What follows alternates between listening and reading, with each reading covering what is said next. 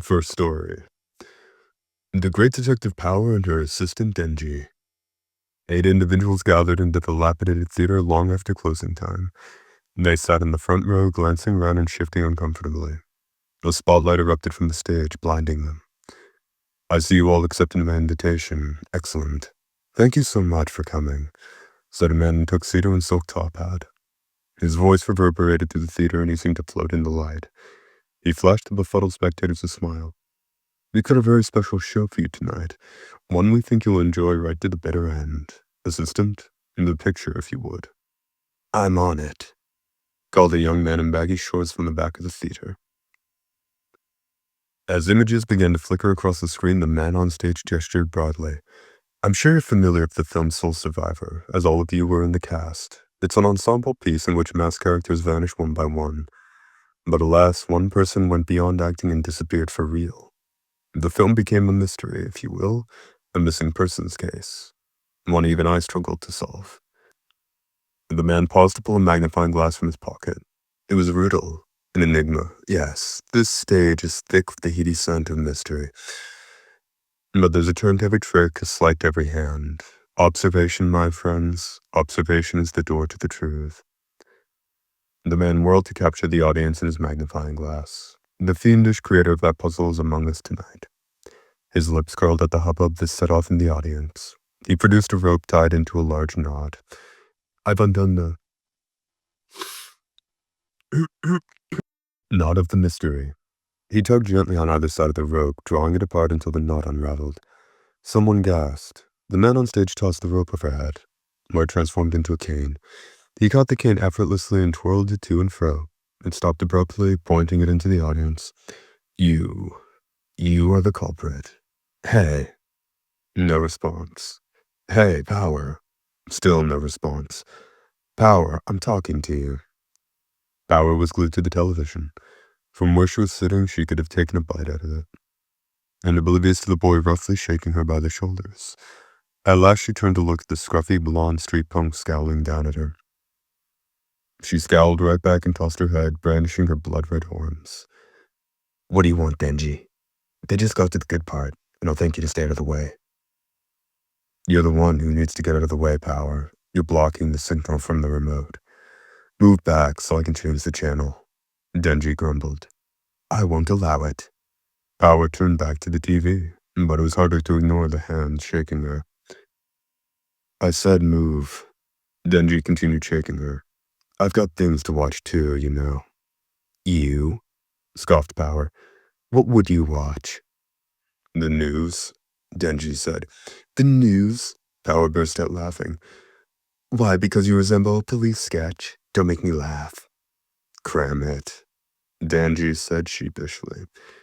"The one anchor chick is hot." "Ah, yes, you've mentioned her." Power knew an angle when she found one.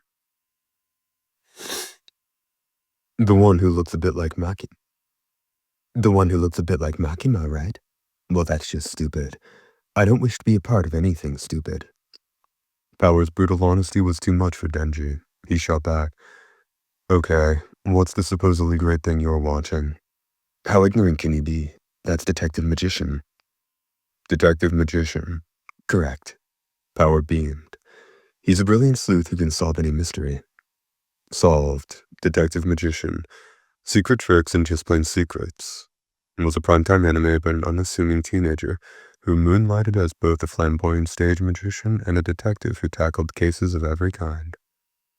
He didn't like solving mysteries so much as he liked being the center of attention. He adored the admiring gazes and showers of applause he got every time a case closed. Attention, applause, admiration. Power could identify with wanting those things. The blood fiend rose, studying the room intently. "Ah, the criminal is here," she announced, pointing at Meowie. "Here," Denji said, following Power's accusatory digit right through Meowie to himself. "I've undone the knot of this mystery. The culprit is you, Denji." "Me? What did I do wrong?" "A fine question." "You don't know what you're accusing me of." "Ah, I just now remembered. You," Power declared, "are the foul criminal who ate all the ice cream out of the freezer." "You ate it yesterday." "What's that? I ate no ice cream." Denji backed away. This is getting weird. And then he started laughing and clutching his stomach. You had me going there, dumbass, detective magician. That's a cartoon for kids. How dare you mock detective magician? Show some respect. Power sprang at Denji, who instinctively struck back. The two of them were alike in impulsiveness, if nothing else. An unfortunate curtain, caught in the melee, was torn off its rods, and jars of spices toppled from the counter. Denji and Power tumbled back against the dinner table, still struggling. Keep it down, I'm on the phone. A man leaned in from the next room, covering the receiver with his hand. This is the biggest mouth in this place, Denji snapped. Let this be a lesson to you, Top Knot, said Power. Silence is golden. She and Denji kept their grips on one another's lapels. Aki hung up the phone and confronted them with a stormy look. Arms crossed and stance wide, he commanded, Don't talk back. This is my house. Sit down right where you are, and I don't want to hear another peep out of either of you. Denji and Power glanced at each other. With enthusiasm, they plopped down and crossed their legs. Yes, sir. Top Knot is making an awful fuss, Power muttered. First off, no fighting in the house, said Aki. Second, address me with respect. How long will it take you to learn manners? Bleh, said Denji. Why the hell should we respect you? What do we get out of it? You have to advance a couple of pay grades before you earn respect, Power added. Aki spared a rueful glance for the spices on the floor and then muttered. So that's how it is. Okay, Denji, no dinner for you.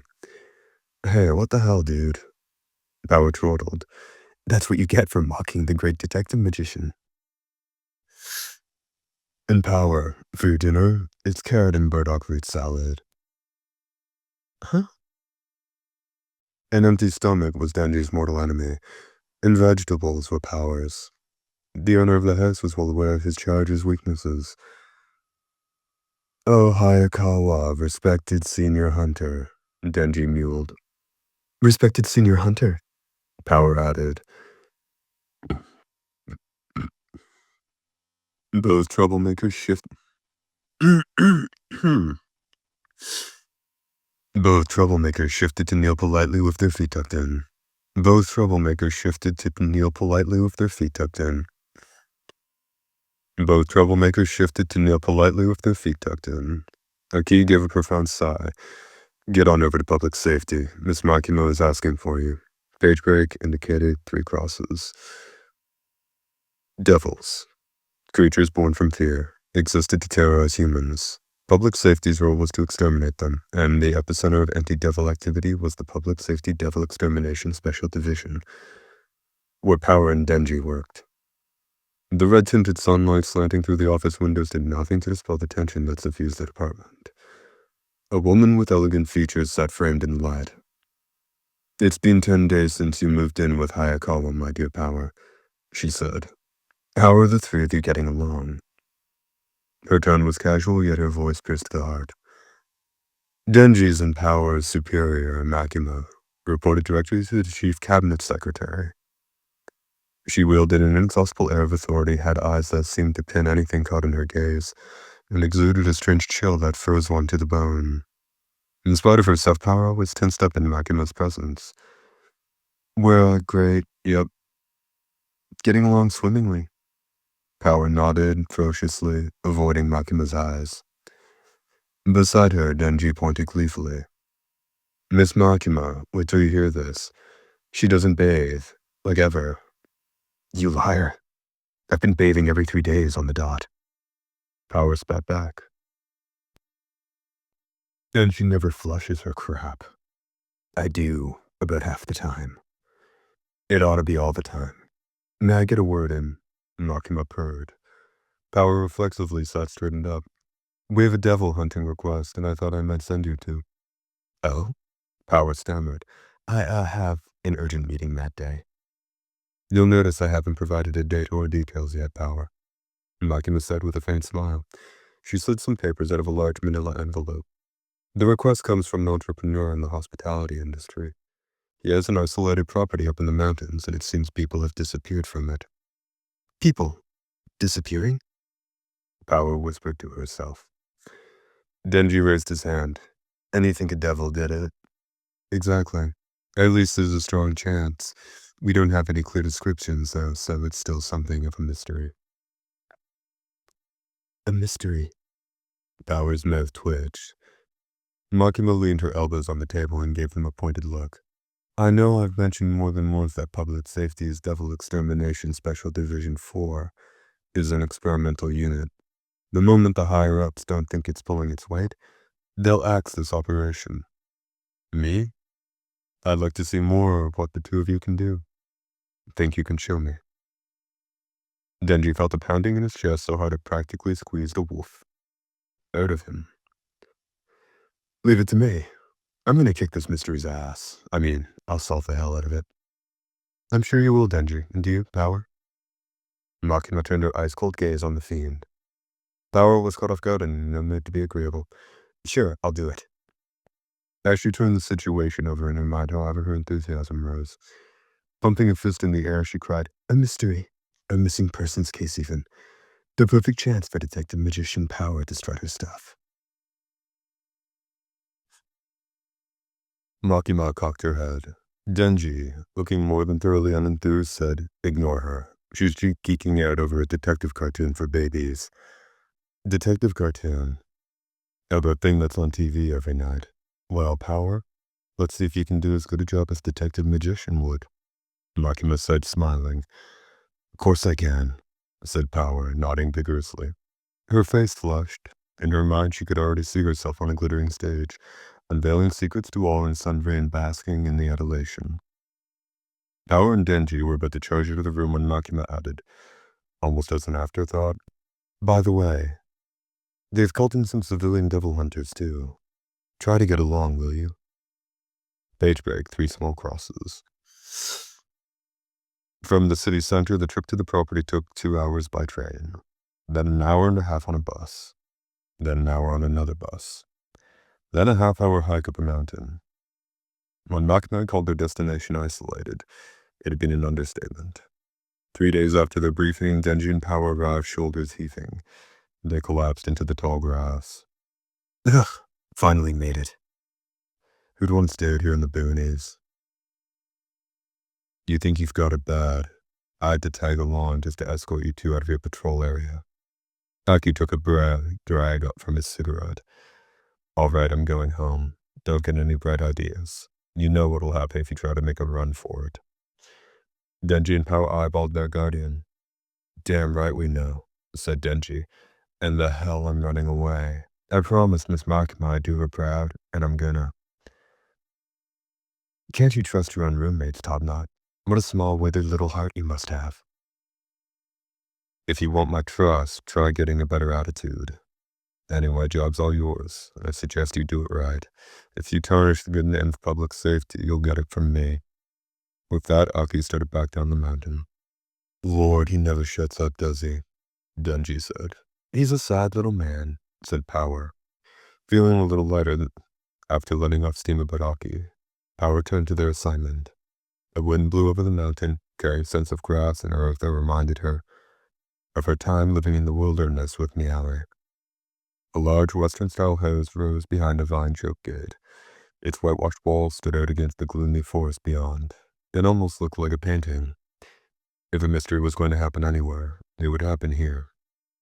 It was a scene constructed for none other than the great Detective Power. So this is where people have been disappearing, huh? Said Denji. Missing persons? Mystery? Truly this is the place for me. Denji gave Power a funny look. I've been afraid to ask since we left the house, but what the hell are you wearing? What do you think? It's just like Detective Magicians. She tilted the top hat on her head at an odd angle and spun happily around. Suits me, doesn't it? I made Talk buy it for me, and all I need to do in return is clean the bathroom per month. Seriously. What? Gah, you're right. Scouring like a servant is beneath me, but once I've done it, the hat is mine. And you're gonna go up against the devil in that thing? Denji looked incredulous. Even Makima thought it was a good idea. To hide my horns from these simple hill people. Whatever. Not my problem. Denji didn't bother to get off the ground. Power, meanwhile, flung her fist toward the clear blue sky, cackling maniacally. Gah, case. A detective, an assistant, an audience. Everything's prepared. I know what the case is, and I see the detective, but who's the assistant?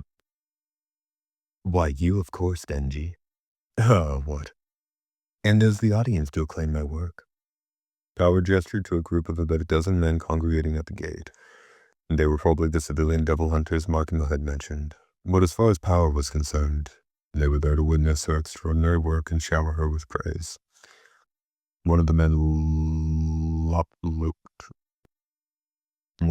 lopped toward them with a grim expression on his face. He wore a tracksuit and carried a long katana. My name's Kenzo, he said. I don't recognize you two. Don't tell me you're devil hunters too. Power put her hands on her hips, thrust at her chest, and announced, Indeed we are. I'm the great Detective Power. Say what? Said Denji. And this is my assistant Denji. As Denji sputtered, the man's frown deepened. You've got to be kidding me. A couple of kids like you. What can you do? At last, Denji stood. I don't know who you are, but we're here to do a job and do it damn well, so back off, Grandpa.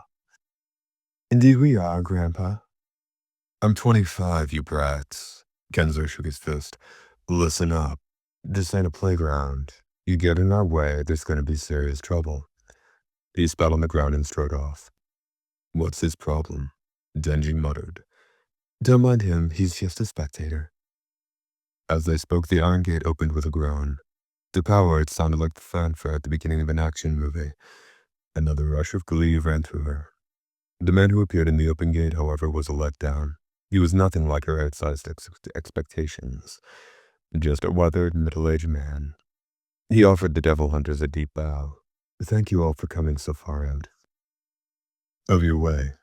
I do hope you'll be able to help me. Page break, 3 small crosses. After identifying himself as Mr. Kanbayashi, the man ushered everyone through the gate. As he led them in with slow, heavy steps, he spoke, sounding tired. This villa once belonged to a certain wealthy individual, he began. But they lost interest in vacationing up here and sold it to me. I renovated it into an inn where visitors could experience nature in its purest form. But at the soft opening, one of the guests disappeared during the night, along with all my staff.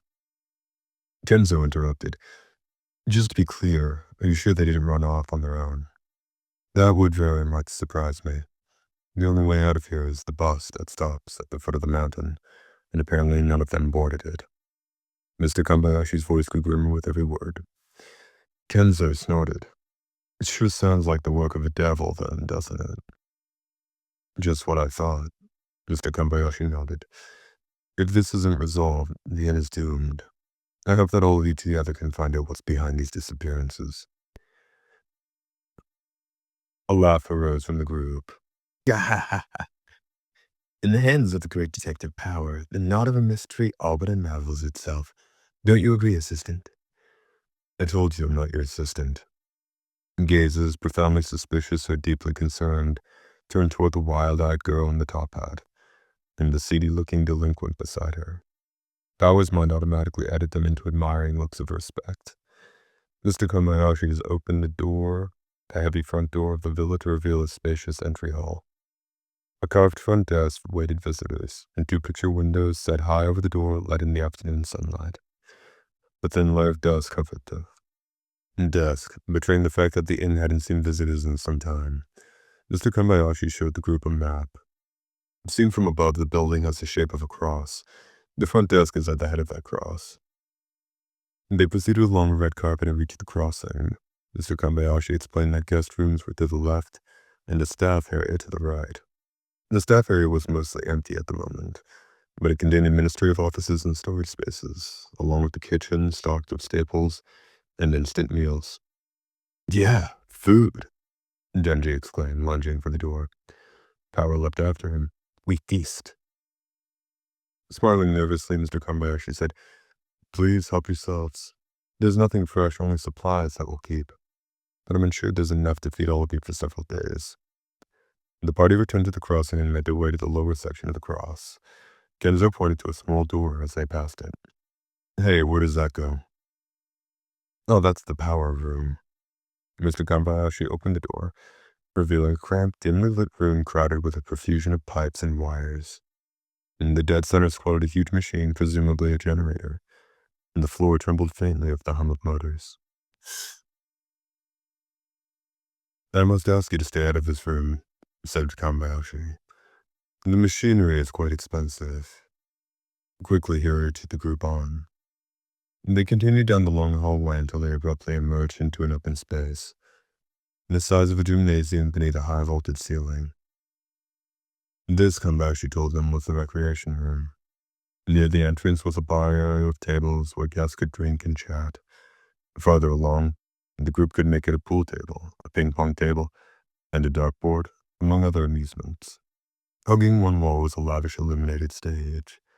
Well done, said Power. You built a stage for my grand deduction. No, said Kambayashi, waving her aside. That's for musical concerts. Banquet entertainment, that sort of thing. The entire room is soundproof so the noise doesn't bother the other guests, no matter how boisterous it gets in here. Meanwhile, Denji had finally found something that interested him. Is that a pool table? You owe me a game, Power. Power sniffed, annoyed at being dismissed so casually. What a child you are, excited by the prospect of smacking balls together. I'll bet you've never even played pool. Of course I have. Liar. Would I lie?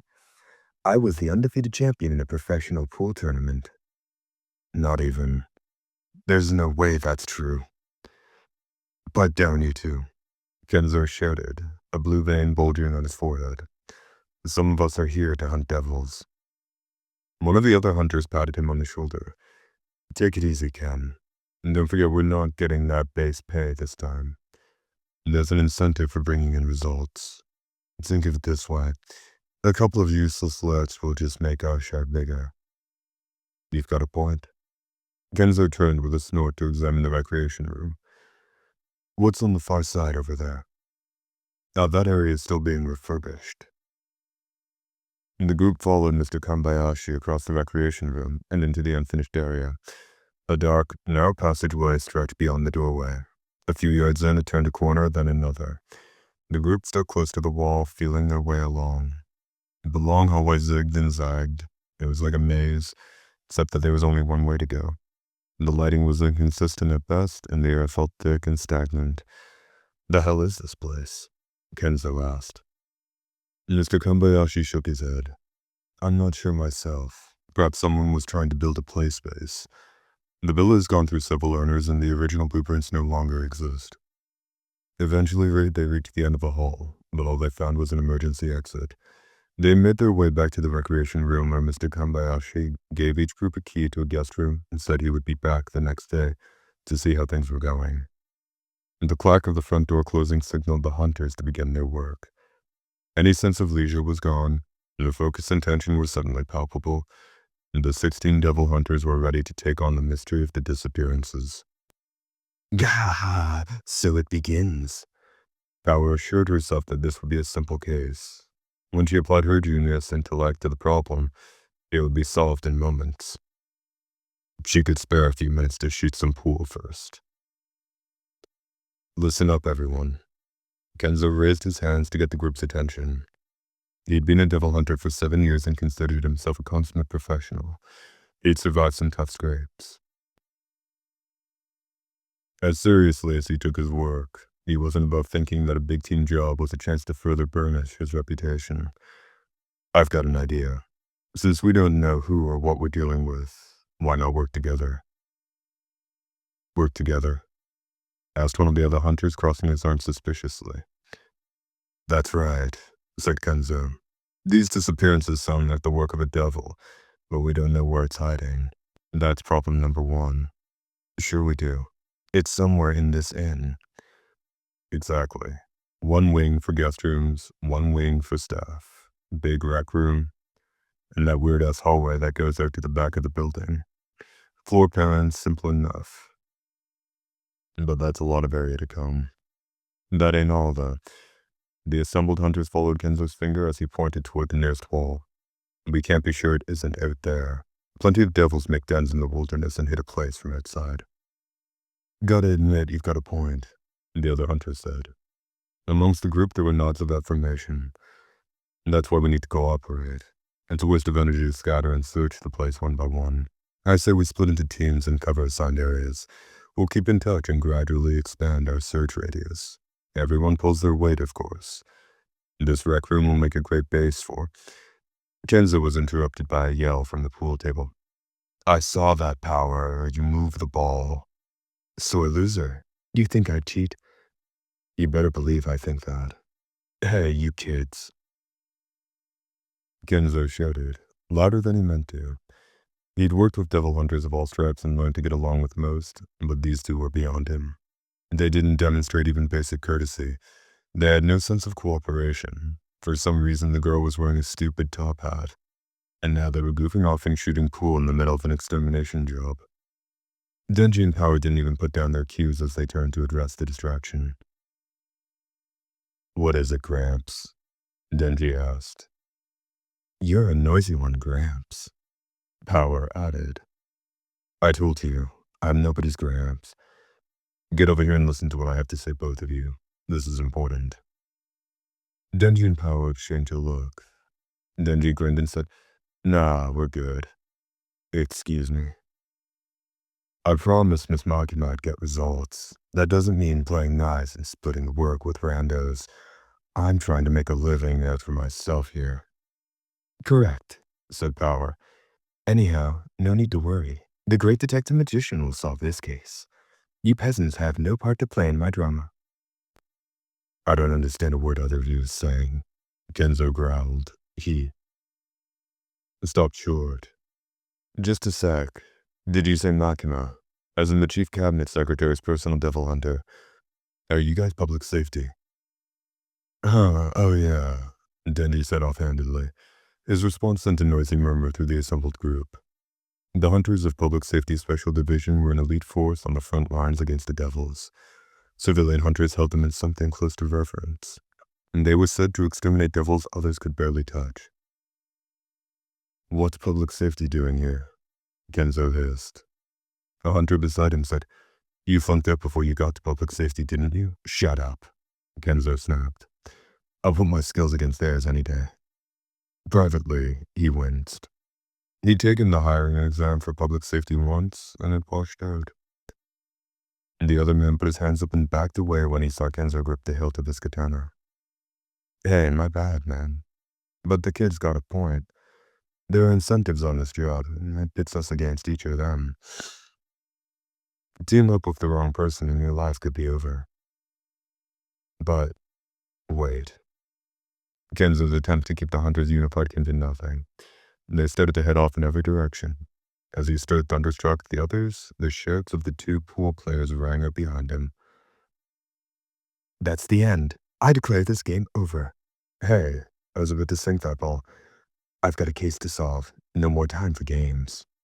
Screw that. You knew you were about to lose. This counts as my win, got it?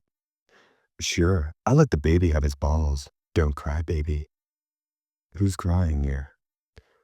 Kenzo's fist clenched. How could these jackasses be in public safety? He demanded of no one in particular. He looked up, struck by a thought. Were they in public safety? Would a crack organization want anything to do with these ignorant, troublemaking youngsters? He didn't believe it. There had to be some other explanation for their ridiculous presence. Maybe I'll keep an eye on them for a while, Kenzo decided. Observation. That would be his watchword. All right, Power declared, her hands on her hips. Enough relaxation. Down to business, assistant. Stop calling me that. And I need a break after that game. And with an exasperated shrug, Denji flopped down on a sofa near the bar. What a useless sidekick. From her pocket, Power took the magnifying glass she'd made Aki buy her along with the hat. She strode to the wall and pointed the glass at it. Observation is the door to the truth. That was Detective Magician's catchphrase. Something up with the wall? Kenzo asked as Power squinted at the whitewash. As far as Power knew, there wasn't. It had just been the first thing in front of her, but she wasn't about to let the audience know that. She turned to Kenzo with a cryptic gaze. I can smell it. The smell of mystery. The smell of mystery.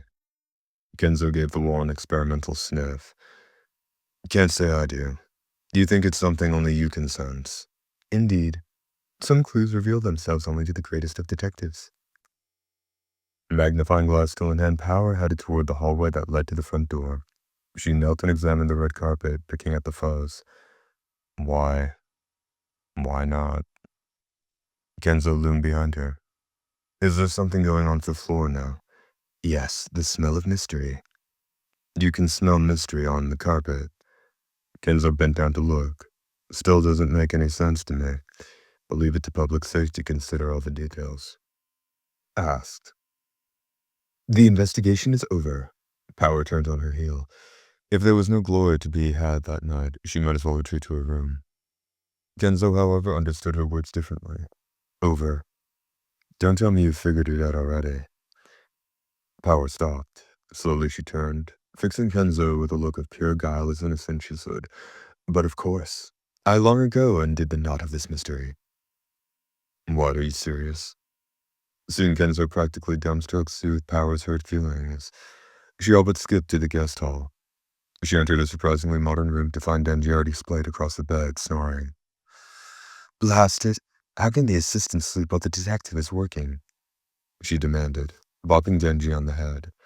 She earned only a single lazy glance and a big yawn. What's the big deal? Denji grunted.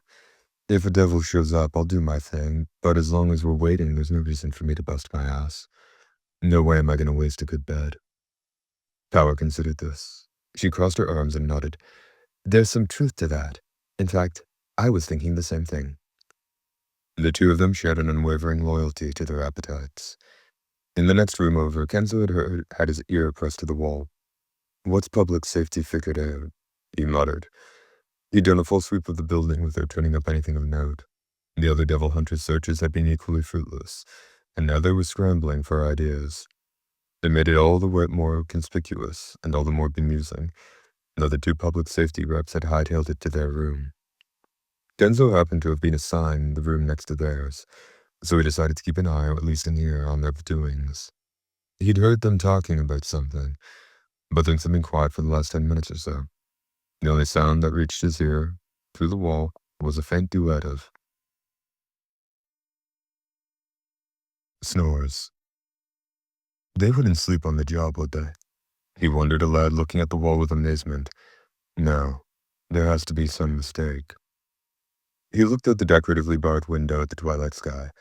If there was a devil lurking somewhere, it would most likely be active at night, prowling under cover of darkness. It occurred to Kenzo that since he'd arrived at the villa, he'd felt the oppressive presence of some unseen enemy. The other hunters must have felt it too, if only subconsciously.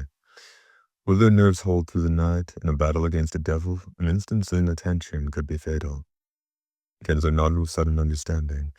Whatever the two hunters in the next room had learned, they decided to rest up for the coming battle. It was a bold strategy, but a wise one. He shouldn't have doubted that public safety knew what it was doing. Well, he wasn't going to be left behind. He'd piggyback on public safety's idea. Kenzo set the alarm on the bedside clock and, feeling proud of himself, climbed into bed. He awoke 3 hours later as the hands of the clock neared 9. It was dark outside, and the pin-drop silence made every tick of the clock's hands land with a thud. Kenzo felt lighter after his nap. Clearly he'd made the right choice. He pressed his ear to the wall. All he heard was snoring. He wondered then, exactly, the public safety reps were planning to leap into action. He must have something up their sleeves. Well, he wouldn't let them get the jump on him. Okay, bring it on, Kenzo said softly. I'm prepared for anything. He felt centered, ready. He tried to keep his breathing as low as he waited for the moment. He could wait as long as it took. As it turned out, it took until his room was full of bird song and the rich flight of morning.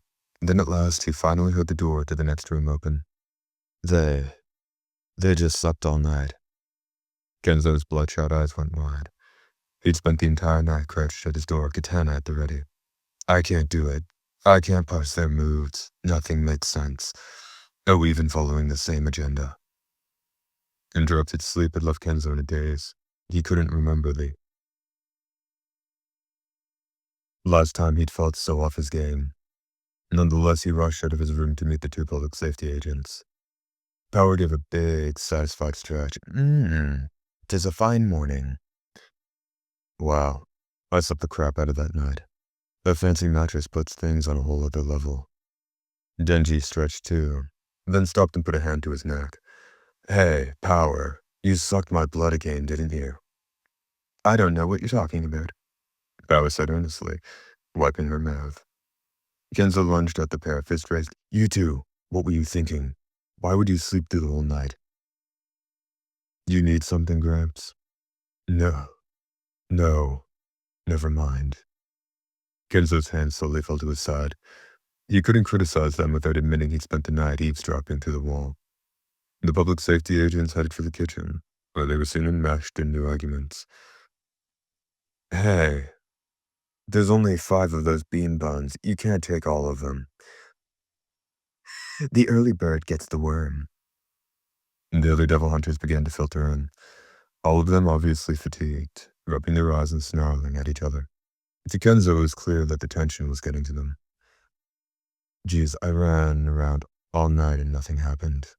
Is there really a devil here?" "Maybe it got scared and ran off with its tail between its legs when it saw all its hunters show up." "Screw that. If it's gone, so's our reward." As the group drifted toward the recreation room, another hunter rushed in, his face pale. "Hey, anybody here bothered to do a head count?" Without anyone noticing, half the devil hunters had vanished. Dun dun dun. Cross, cross, cross. "I went around all the guest rooms to be sure," said the hunter, now surrounded by the remaining group, with a faint tremor in his voice. 16 of us came here last night, but there are only 8 now. I went up and down the halls, knocking on doors, but all the rooms are empty." Another hunter scoffed. "So they're not in their rooms. They're loafing around somewhere else, that's all." "That's what I thought, but I can't find them anywhere," the distressed hunter countered. When the others suggested the missing hunters might be outside, he shook his head. The front door is still locked, so the door at the other end of the hall. None of the windows were designed to open, and the metal bars made it impossible to climb out, even if someone broke the glass. The picture windows over the front door weren't barred, but they were too high to reach. "Missing persons," someone muttered, "just like in the original report." A silence fell over the room. With a chill, the hunters realized that a devil had crept in under their noses and cut their number in half. Kenzo looked at the clock on the wall. "At least Mr. Kanbayashi should be coming by to check on things. I say that when he gets here, we head outside and reassess the situation." The hunters spent the time until then searching the house, but they found no sign of their vanished companions. The devil, too, remained hidden.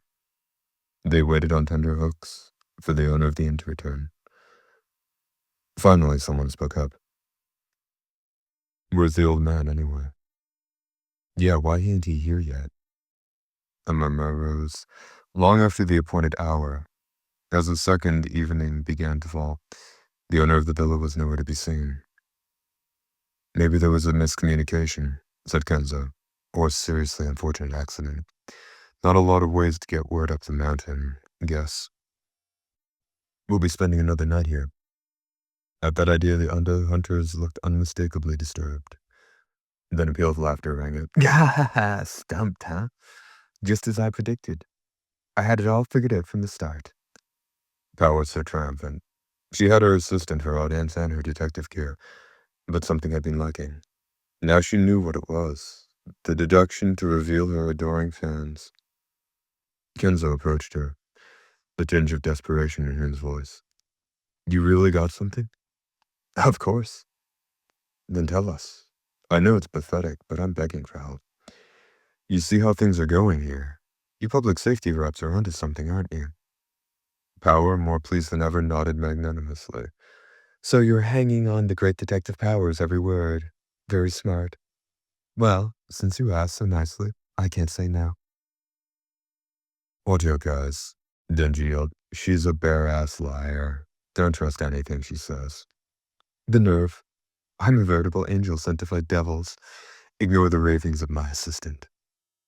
How many times do I have to tell you I'm not your assistant?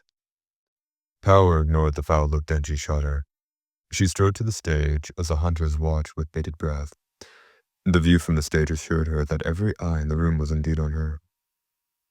At last Power had what she most longed for, attention. She tugged the brim of her top hat and cleared her throat. Now to the matter of this missing persons case. 'Tis indeed a mystery even I struggle to solve. She paced the stage theatrically. The tap-tap-tap of her footsteps filled the otherwise silent room. A riddle, an enigma, yes. This house is thick with the heady scent of mystery. But there's a turn to every trick, a sleight to every hand. Observation, my friends. Observation is the door to the truth. She turned to a magnifying glass on her audience. The culprit is among us tonight. These words drew gasps and sent a murmur of fear through the room. As the audience chattered, Power reached into her pocket and took out a knotted rope she had brought from home for this exact moment. I've undone the knot of... Hold on. The knot wouldn't come undone. She pulled harder, but, unlike in Detective Magician, this only seemed to tighten it. As Power flailed, Kenzo, still pale, spoke. The culprit's among us. You mean, the devil is here right now. What? Power looked up from the rope and blinked. Yes, that's what I mean. That's it, all right. Another wave of astonishment rippled through the group. No way. No wonder we couldn't find the devil. I bet it's the guy who locked us in to begin with. A devil that can assume human form. Has it been here all along? Or did it join us after we got here? Kenzo took a step toward the stage. Yeah, that'd answer a lot of the questions, but who is it then? Who's the devil?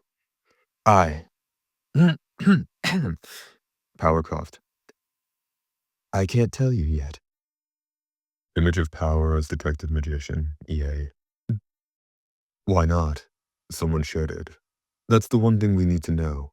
The hunters pressed close to the stage, but Kenzo held up a hand to stop them.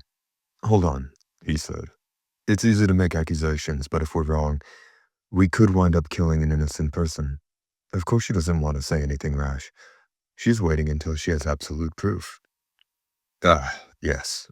That's exactly what I'm doing. Screw that, who is it?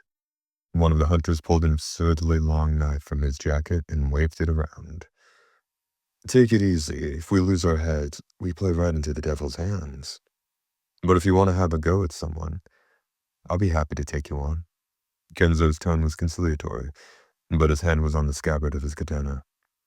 The room was a powder keg, the air crackling with tension. The man with the knife glared at Kenzo for a long time. That turned away with a grunt. I'm going to my room. Anyone wants a piece of me, come and get it. But don't be surprised if I'm the one who walks out alive. The hunters drifted to their rooms, jumpy and suspicious now, leveling murderous gazes at each other as they went. Finally, only Denji and Power were left in the rec room. As soon as they were alone, Denji exploded. I've had enough of your bull. You were just saying whatever came into your head, and quoting that stupid cartoon. I certainly was not. Power refuted. I think I might be an even better detective than I am a devil hunter. Perhaps I should give up hunting and pursue my true calling. No, we're public safety. Till death do we part. A man with no dreams, that's what you are. And here I was about to offer to hire you full-time as my assistant. If you pay me in bread and jam, I might think about it. Denji stared up at the ceiling and groaned. Where the hell's that devil, anyway? Come the next day, their numbers were halved again. Page break, 3 crosses. Only 4 people showed up in the rec room that morning. 3 of them were Denji, Power, and Kenzo. And the 4th devil hunter entered the room with his knife drawn and his face pale. Who was it? Who did it? Who's the damn devil? Kenzo tensed for a fight. The man's eyes were rimmed with red. Rage and fear were robbing him of his grip on reality. He was ready to snap. Moments like this, Kenzo reminded himself, were when it was most important for a hunter to keep a cool head. The young woman from public safety burst out laughing. Gah! Look at your crazy face. Kenzo gaped. Why would she pour oil on the fire? What the hell are you laughing at? And the other hunter howled. All right, everyone, calm down. I'm not the devil. I can tell you that much. Kenzo figured his best bet was to draw the focus to himself as he talked down the man with the knife. Oh yeah? Then answer a question. The disturbed hunter was on edge. Something only the real you would know. Try me. This isn't the first job you and I have worked together. We teamed up once before. Which devil did we fight? The sea cucumber devil. We'd evacuated the civilians and were setting up a dragnet when some freak came plummeting out of the sky and stole the kill from us. That's right. The man turned his knife on Denji and Power. The devil has to be one of you. Test yourselves, now. Denji and Power looked at each other. Screw that, said Denji. Too much work. Do it. The man shoved the blade closer. Denji gave him a not particularly threatening look and sighed. Power, what's your favorite thing? Meowie. My least favorite things are vegetables and humans. What's your favorite thing? Miss Makima. They pointed at each other. That's Power, all right. That's Denji. The man with the knife backed away, scowling. If none of us is the devil, what the hell's going on?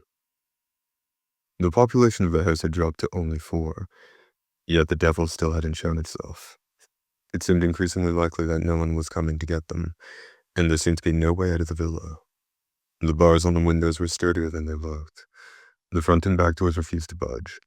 Kenzo felt a dull, mounting panic. This was like slow, deliberate torture. I'll check on the food, he said, desperate to feel useful. We need to ration our supplies. When he got to the kitchen, the blood drained from his face. No, it's all gone. The pantry, which had contained several more days' worth of food, was empty. Behind him, the 4th hunter swore. What do we do now? His voice choked as if he were holding back tears. Power punched at the air. This is the devil's doing. It'll pay for this. Denji looked at her closely. Hey, Power, are those breadcrumbs on your shirt? They are not, she replied, primly brushing the crumbs away. You ate all the food, didn't you? How dare you accuse me of such a thing? I haven't eaten so much as a slice of bread since the day I was born. I know that's not true. Denji rolled his eyes. Get serious, lady, Kenzo demanded. Did you eat our rations? This ain't funny, you little witch, and the 4th devil hunter added angrily. As the men closed in on her, Power backed away. You've got it all wrong. He's the liar. He's lying through his teeth. She pointed at Denji. He's the devil hiding in this house, and he's trying to pin everything on poor innocent me. Is that so? Kenzo asked. The 2 civilian devil hunters turned on Denji. You say he's the devil, said the 4th hunter. Whoa, said Denji. Are you kidding me? I passed your dumbass test, Power. You said I was the real deal. I didn't say anything like that. Oh, you. Denji gritted his teeth. Look, you guys heard her, remember? Huh? The other hunters continued to scrutinize him. When I suggested we all work together, you were the first to push back, Kenzo said. Yeah, he was, wasn't he? Said the 4th hunter. And look where splitting up got us. Hey, no, don't jerk me around. You know I'm not the devil. Yes, he is. He's the devil.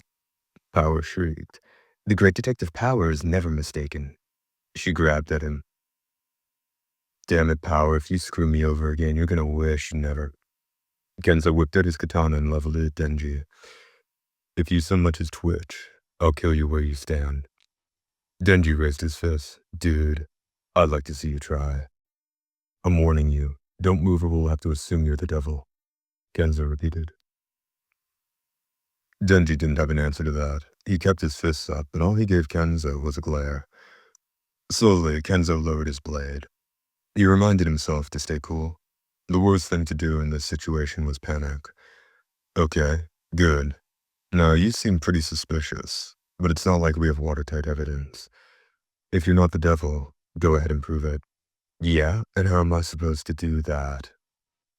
Sorry, but the best bet is to tie you up. Kenzo sighed. If there are any more attacks while you're bound hand and foot, we'll know you didn't do it. That's the stupidest crap I ever. Okay, whatever. What if nothing happens? All the better for us. If we can contact the outside, we can get public safety to take a closer look at this whole thing. As if to assuage Genji, Kenzo added, Then, if you're really innocent, I'm sure they'll figure it out. This plan sucks. Denji whined. We don't know if help is even coming. I don't want to sit trussed up like a turkey until who knows when. Fine, said the fourth devil hunter. One night, then. We'll let you go in the morning. How's that? It doesn't matter because I'm not the damn devil. Denji stopped short of letting a fist fly. A thought had just occurred to him and he didn't like it. You know, Miss Makima told us to try to get along. He grabbed his fist with the other hand and forced it down. Damn it, fine. One night. Good, Genzo said. Then it settled. He and the other hunter bounded Denji's hands and feet with a rope from the staff rooms and tied him to a post. A film of sweat clung to their skin as they remained tense for the rest of the day. Almost before they knew it, the sun was swallowed by the western hills, and they were about to spend their third night in a house with the devil. We ought to get some shut-eye, said Genzo. I say two of us keep guard while the other sleeps. He wants to take the first rest. Power threw up her hand immediately. Me, I'm so sleepy. All right. We've got about 6 hours until sunrise. We'll sleep in shifts of 2 hours. Will do. A shout rose from the post. I'm not gonna forget this, Power. Oh, the nasty devil is glaring at me. I'm so scared. Power traipsed out of the rec room, avoiding Denji's gaze. Denji and the other two hunters were left behind in the cavernous room. Another day, and the old man is still AWOL, said the fourth hunter, contemplating the dull shimmer of his blade. I'm starting to think we'll be stuck in this place for the rest of our lives. His cheeks were hollow and there were bags under his eyes. It looked like he was reaching the end of his rope. Like how we are, said Kenzo, trying to sound hopeful. Even if something happened to that guy, somebody's bound to notice when a bunch of devil hunters go missing at once. They'll come for us. Don't you guys ever shut up, Denji growled. I'm trying to get some sleep here. You can sleep like that? I can sleep anywhere. And it's getting late. If I don't rest up now, tomorrow's gonna suck hard. Kenzo stroked his chin thoughtfully. I think I see. No matter the situation, it's crucial to rest when you can. So that's how public safety does it. Wait, is he asleep already? Only the sound of Denji's snores answered him. Several hours passed. At midnight in the mountains, the inn was as silent as if sound itself had died.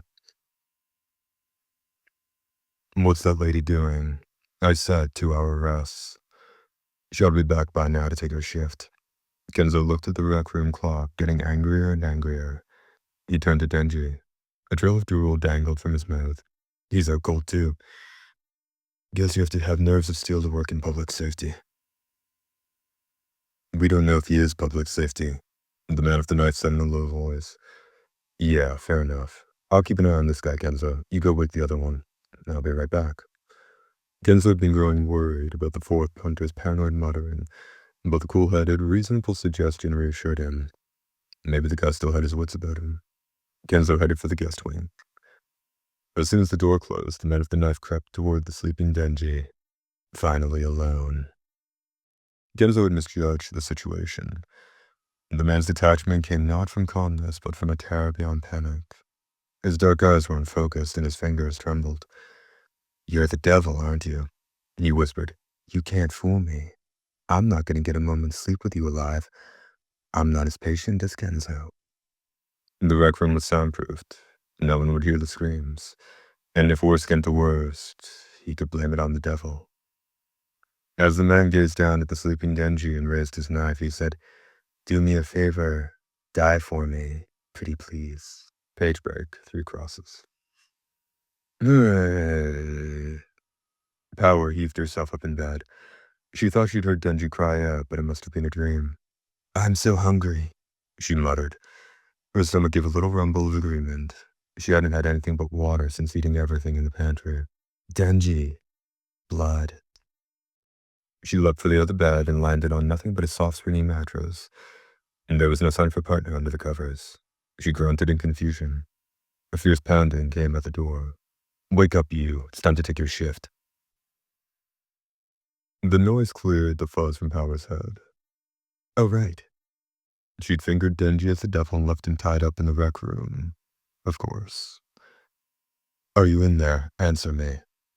"I hear you. Shh. Why must you be so nosy?" Power grabbed the top hat waiting by her pillow and put it on. Rubbing the sleep from her eyes, she opened the door. Genzo was standing in the faint glow of an emergency light. He let out a sigh of relief. "You're alive. When you didn't answer, I thought maybe you'd been taken too." "Where's Denji?" "Sleeping like a baby in the rec room, at least for now." As they fell into step beside each other, Genzo gave Power a wary look. "Hey, do you really think he's the devil? It's just that the longer I watch him, the less sure I am." "Denji is not the culprit," said Power. "He's not," Genzo said, incredulous. "Then why did you tell us he was?" "I did no such thing." "What? I mean, what?" Genzo looked wildly at Power for some sign that she was joking, but her face remained impassive. In reality, she had already lost interest in the conversation. It was about time to rescue Denji, she thought. He could show his gratitude by giving her a drink of blood. "Now wait right here," Genzo implored. "If he's not the devil, what have I done?" "Tied up an innocent man and abandoned him," Power said haughtily. "You ought to be ashamed, you dupe, you fool, you cretin." No. Still arguing, the two walked into the rec room and stopped, speechless. There was no one inside. Page break, 3 small crosses. "But they were here a minute ago." Genzo's voice rose in panic. He rushed to the spot where Denji had been tied up. Both Denji and the other hunter were gone. Had they run away? No. The rope used to restrain Denji was gone too. Did that mean he was still tied up? More disappearances. And now a team of 16 devil hunters was reduced to 2. Behind Genzo, Power broke the silence with gales of laughter. "Have you lost your—" Genzo stared at Power, cackling triumphantly in utter disbelief. "No. It was you all along." Thinking back, it was clear that this woman had been leading them astray from the very start. Genzo's mistake had been assuming that the devil would try to avoid notice, rather than impersonate the loudest, most attention-hogging member of the group. "She's the devil, and she played me for a fool." Power ignored Genzo as he backed away in horror.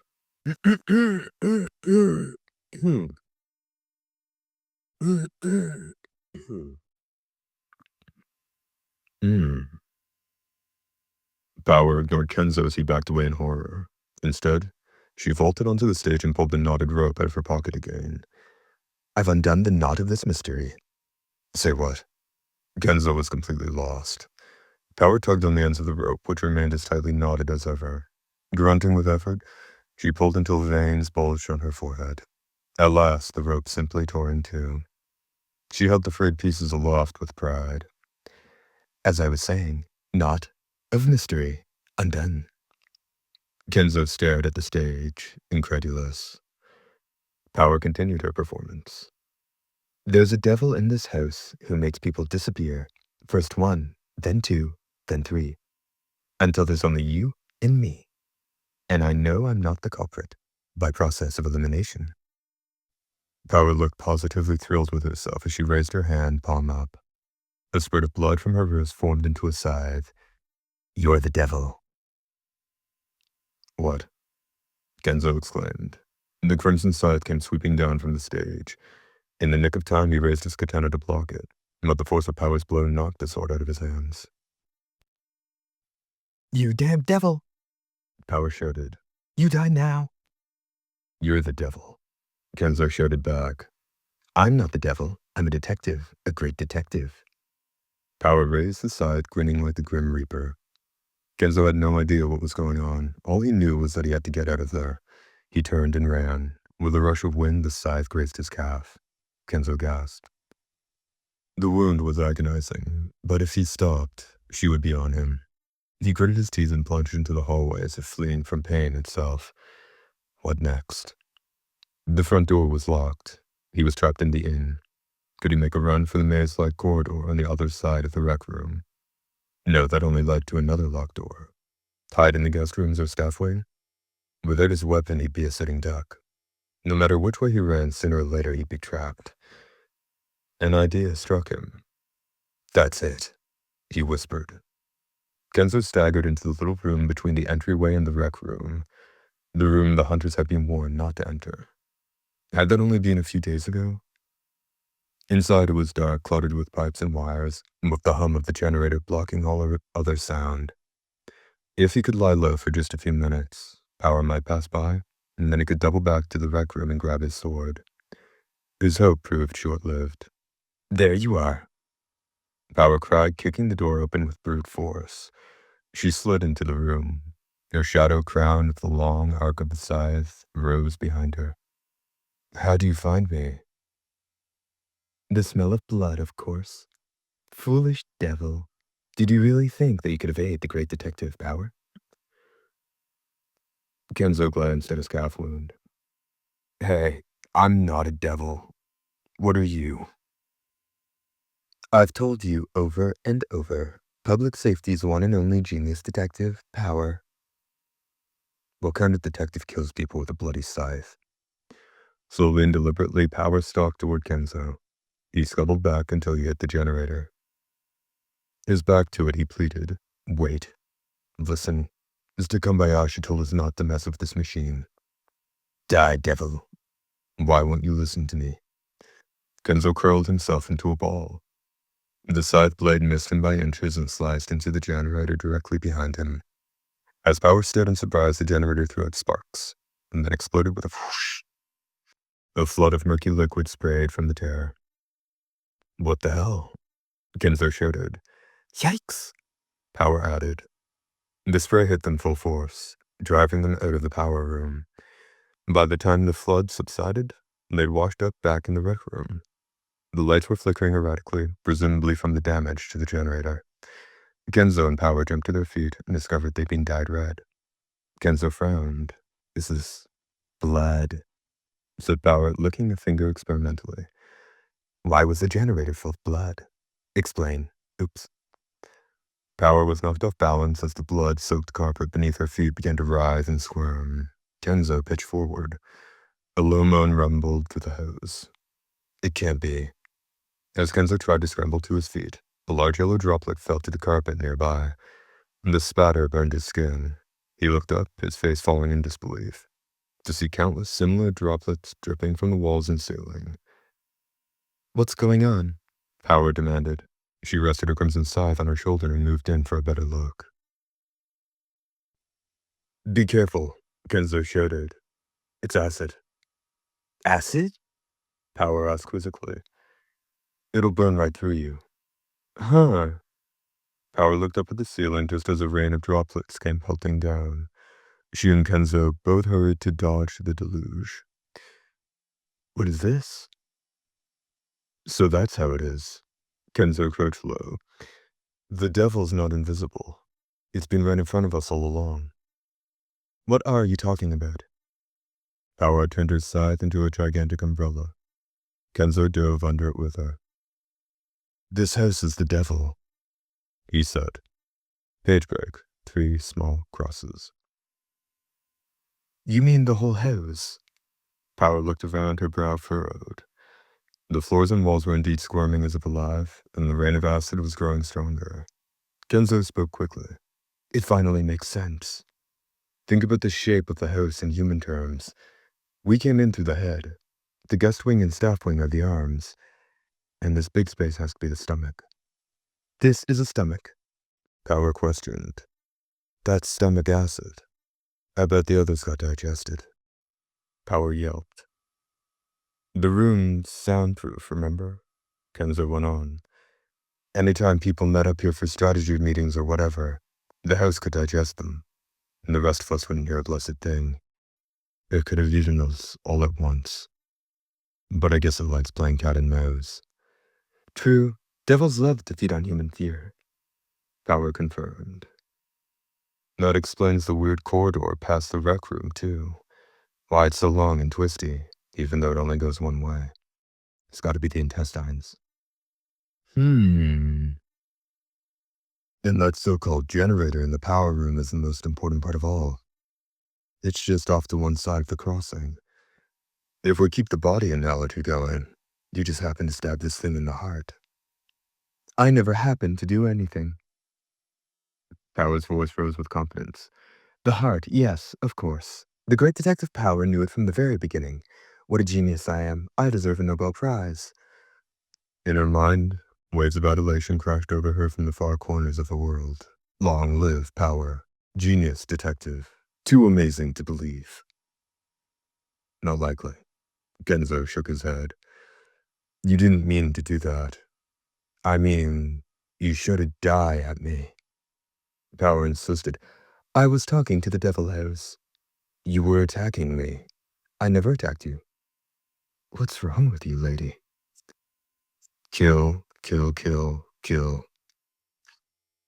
The walls and floor heaved violently as the house resounded with the sound of the devil's hatred. The acid rain grew into a veritable maelstrom. Damn rain, Power said. My blood umbrella won't hold much longer. She had all the blood that had gushed from the generator to draw on, but it was hard to control blood that wasn't hers. You're a fiend, aren't you? Said Kenzo. I heard rumors they've got them in Public Special Safety Division 4. Correct. I am Detective Power, Public Safety's famed mystery-solving fiend. Okay, sure. Anyway, let's try to make our way to the front hall. At least we can escape the digestive system and get everyone under this acid. They worked their way into the rec room door, only to find it shut fast by some trick of the devil. Genzo cursed to himself. It won't budge. Leave it to the detective, said Power. Situations like this call for the use of one's head. She kicked the door as hard as she could. That wasn't your head. It's harder than I expected. Power felt dizzy. She tried to make the blood umbrella massive to shield herself from the acid storm, and she was starting to feel anemic. The acid ate the umbrella away faster than she could absorb the devil's blood to replenish it. Genzo held his head in his hands. Damn it. That monster's gonna eat every last one of us. Power looked suddenly thoughtful. What now? Where's Denji? Power asked, perhaps unexpectedly given her earlier disregard. What do you mean? Kenzo sputtered. He's gone. I'm sure he got digested for the rest of the hunters. What happens to things that get digested? They probably flew out the door to the back hallway. The intestines, so... Kenzo was still baffled by this line of inquiry. Power was quiet for a moment listening. Amidst the roar of the acid and the howling of the house, she thought she could detect another sound. When did you last see Denji? Just before I went to wake you up. He was tied up and asleep. He could still be in the intestines. Yeah, but how does that help us? Burn. Power studied the undulating floor of the rec room. He was trying to draw them to the back of the hose, deep into the digestive system. The blood that had flooded from the devil's heart was being sluiced in the same direction, into the twisting corridor. Burn. And there was a noise like the groaning of a monster from the depths of hell. What the hell is that sound? Said Genzo, looking around the room frantically.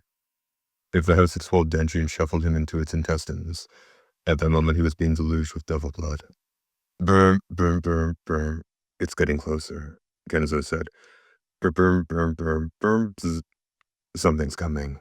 Bzz. Screech, creak. Bzz. Kenzo clapped his hands over his ears, his eyes screwed shut, but Power watched the entrance of the hall like a cat. Come on, partner, she shouted. Hurry up. An instant later, the door exploded into splinters. Standing in the doorway was a bizarre figure, steel chainsaws extended from its head and arms, their teeth sharp and bloody as the teeth of some wild animal, spun at dizzying speed, and the sound of motors rent the air loudly enough to turn a human brain to mush. What the hell is that thing? Kenzo cried, his hands still over his ears. The Chainsaw Man turned slowly toward them. Amidst the pulsating walls and shower of acid, he looked like he'd stepped out of hell. But all he said was, what's going on? I just woke up like this. Denji, shouted Power. This way. Kenzo was stunned. That's the guy from public safety. What in the Lord's name is going on at that place? Screw you, Power. I'd forgotten how you threw me under the bus. Real nice. Denji charged at her, only to be pelted with acid rain. What is this stuff? The acid burned his skin, but Denji's chainsaw body drew blood from the floor and kept coming. In moments, his right hand was at Power's neck. You're not going to talk your way out of this one, Power. Bring it up after we escape. We're about to get eaten. Power dismissed his threat. Say what? Denji seemed to notice the scene around him for the first time. Damn it. Okay. What do you suggest we do? Power explained. We need to get out of here, but the door won't open. What, this door? No problem. You just gotta use your head. Denji ran at the door with his head lowered, driving the saw protruding from his skull straight through it. That's still not what that phrase means, Kenzo said as he followed Denji and Power out of the rec room. Iron doors sprouted from the floor and ceiling, blocking their path. Out of my way, yelled Denji, slicing through one door after another as they made their way up the heaving hallway. From behind them came a disgusting slurp. Kenzo bringing up the rear look back. The acid's coming after us. A wave of acid rolled out of the rec room like the ultimate case of acid reflux. Run, run, run, Kenzo shouted. They made it to the entry hall, but when Denji drove his chainsaws into the front door, they stuck fast. Gah, he exclaimed. We're in trouble, said Kenzo. If this room is the house's head, the front door is the mouth. It'll be as strong as a jawbone. The mouth, huh? Denji wrenched his arm saws free. Smaller saws sprouted from his feet, allowing him to scramble up the wall. Guess that makes these windows up here its eyes, and those aren't tough at all. Now that's using your head, said Kenzo. Suspended by his feet some 15 feet above the front door, Denji smashed through the two picture windows. A vast inhuman scream tore through the house. The front door split open vertically like a screaming mouth. Power and Kenzo leapt through. We're outside, Power cried. The dark sky was edged with pale light. It was nearly dawn. Denji vaulted through one of the broken windows and landed on the ground, saws roaring. Power! Oh, don't get so upset, Power said. As an apology, I might see my way to letting you squeeze my boob. One boob, one squeeze. Denji said and briefly paused, then shook his head vigorously. Forget it, Power. I'm holding out for Miss Maki. An iron stake shot out of the doorway and pierced Denji's chest. In a final burst of malice, the house devil dragged Denji back into its depths. As Denji screamed and struggled, the house swallowed him. Hey! Kenzo stared in shock. Your friend just got eaten. So he did, said Power. She and Kenzo could only stand and watch helplessly. Its strength finally spent, the devil house let out a howl that echoed across the mountains. Then it began to fall apart, its exterior peeling away in gruesome, flesh-like chunks. By the time the pale light of morning filled the sky, there was nothing left but a vine-choked ruin. The devil possessed an old house and took on its appearance. Apparently so.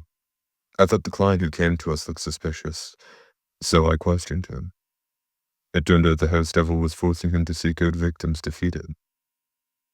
Over the crest of the mountain, chatting amicably, came Aki and Makima. Power's shoulder twitched. Ma? Surely you didn't need to come all the way here yourself, ma'am, said Aki. Makima responded casually. Well, with so many devils targeting Denji lately, I thought better safe than sorry. And I'll be on a business trip to Kyoto next week. Why not enjoy a nature hike first? Or would you rather be out here solo? Aki waved his hands frantically. No, not at all. Makima approached the ruin. Oh, it's power, and she said calmly. After the trouble I went to, it looks like you've got things under control after all. Yes. I, the great detective Power, cracked this case like an egg. Beside her, Kenzo snarled. Was that before or after you tried to kill me?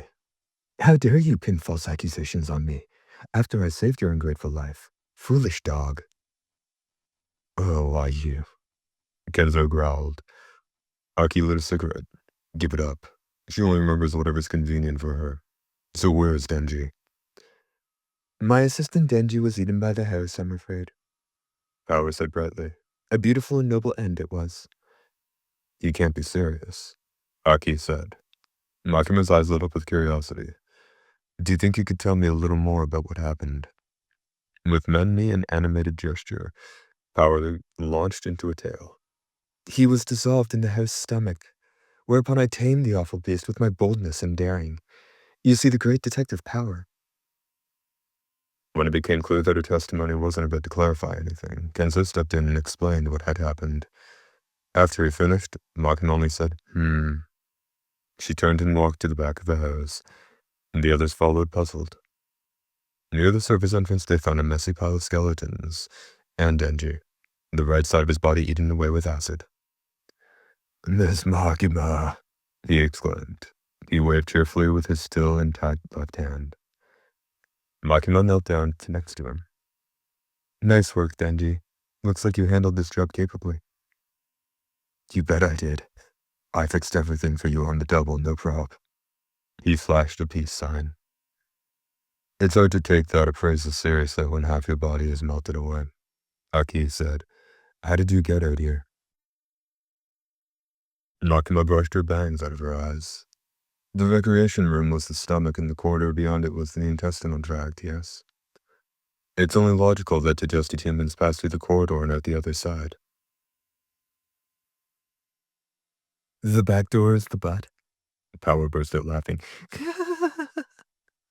That makes you shit, Denji. Caca, crap, poop. Henceforth, you shall be known as Pooh, assistant to the great detective Power. Shut up. I bet Detective Magician doesn't have a potty mouth. A short distance away, Kenzo stood watching them. The madwoman who lied through her teeth at a moment's notice, the half-digested chainsaw creature bickering with her, and the two other agents chatting with him as if it were the most natural thing in the world. Under his breath, he muttered, Thank the Lord I didn't make it into public safety. Then he shuffled away from the scene, the morning air still ringing with Denji's imprecations and Power's cackling laughter. First story end. 2. 9 years as savior. 1 inch into the future is darkness. It was an old proverb. Because darkness sounded sinister, people often used it to suggest a foul fate lurking ahead. But originally it meant that the future was unknown. Whether good or bad, no one could say.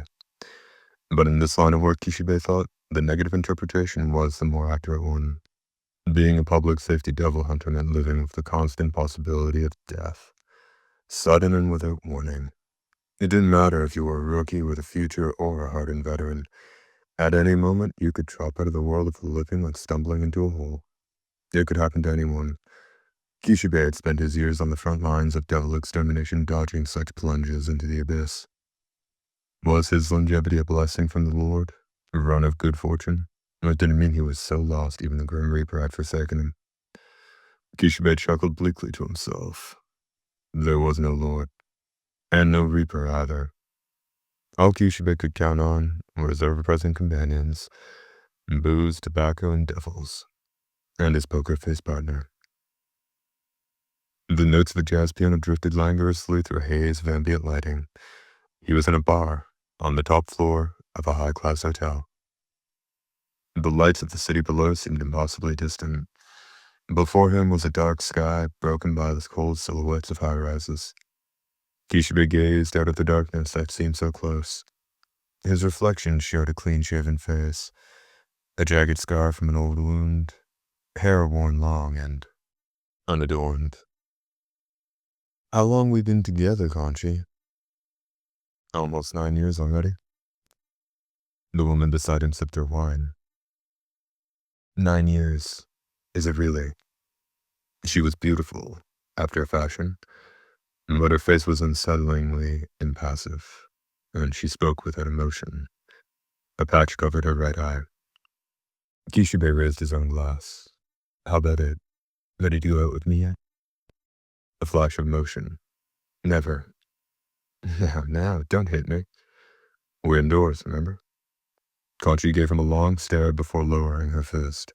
Kishibe had been working on her since the day they'd met, but the answer was always never. No way. Not in this lifetime. Get over yourself. And her rejections were usually accompanied by a flurry of punches. Still not giving up after all these years, she said. It's almost impressive. Just goes to show the depths of my feelings for— Hey, pay attention. Conchi's gaze had wandered after one of the waitresses. When Conchi continued to ignore him, he shrugged and tossed back the rest of his drink. Only then did Conchi turn back. The stink of booze on you was worse than usual. How much did you put away before I got here? Not a lot. Oh, really? I knew a rookie was killed in the line of duty yesterday.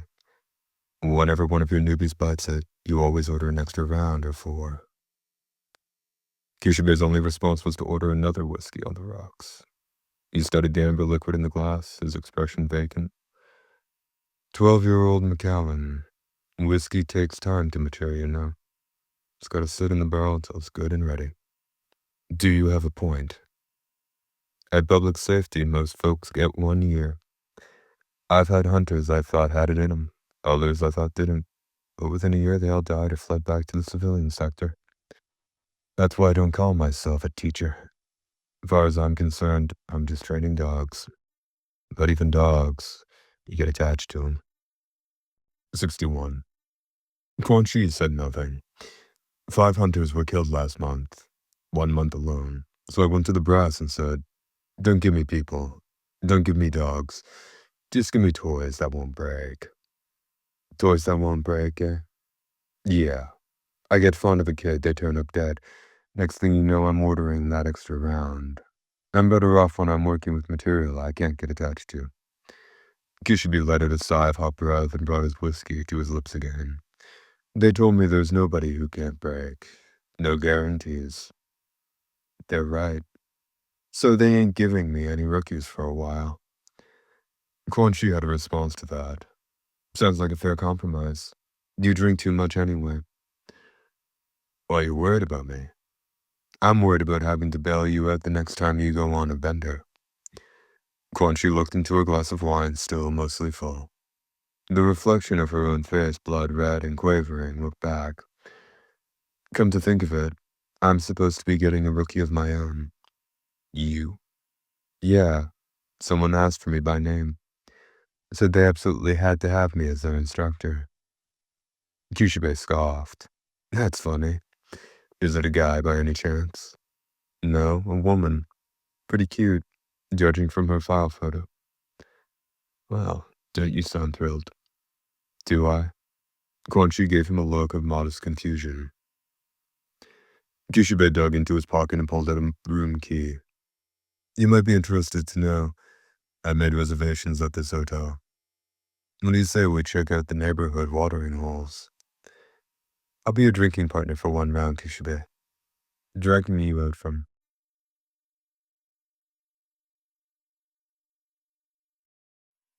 Under bar stools is above my pay grade.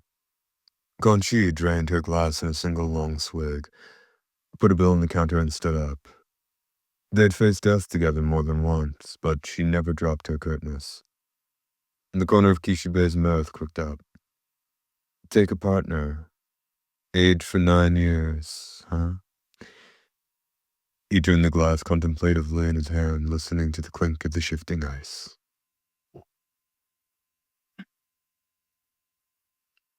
Page break, 3 crosses. 2 days later, Kishibe and Quanji were side by side again, this time meeting the new devil hunter. Good morning, the rookie chirped. I'm Minami Nakano, and I'm so thrilled to be working with you. She was a small baby-faced girl in a dark pixie haircut. Her irrepressible energy and big round eyes gave the impression of a puppy in human form. Miss Quan Chi, it's such an honor to have you teaching me. She grabbed Quan Chi's hand and shook vigorously. Quan Chi gazed dispassionately at the shaken hand. Kishibe gave a casual wave. Hey there, Nakano. I'm Kishibe, Quan Chi's partner. It's been much too long, Mr. Kishibe. The new group bubbled. Uh, have we met somewhere? Oh, no, not personally. I saw you at the new hires welcome party, at a distance. I remember you because when you introduced yourself, you said, I like booze, women, and killing devils. And I thought that was so funny. It just stuck with me. Ah, Kishibe said. Well, sorry to disappoint.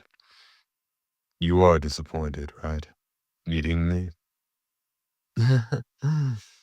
I know you were saying all that to break the ice. That's real leadership. Faced with the young woman's indefatigable positivity, Kishibe could only scratch his cheek awkwardly. He jerked a thumb at Gongshi. Why do you want?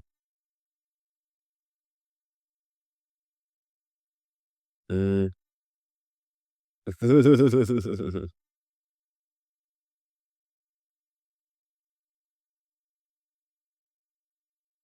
this gal is your teacher.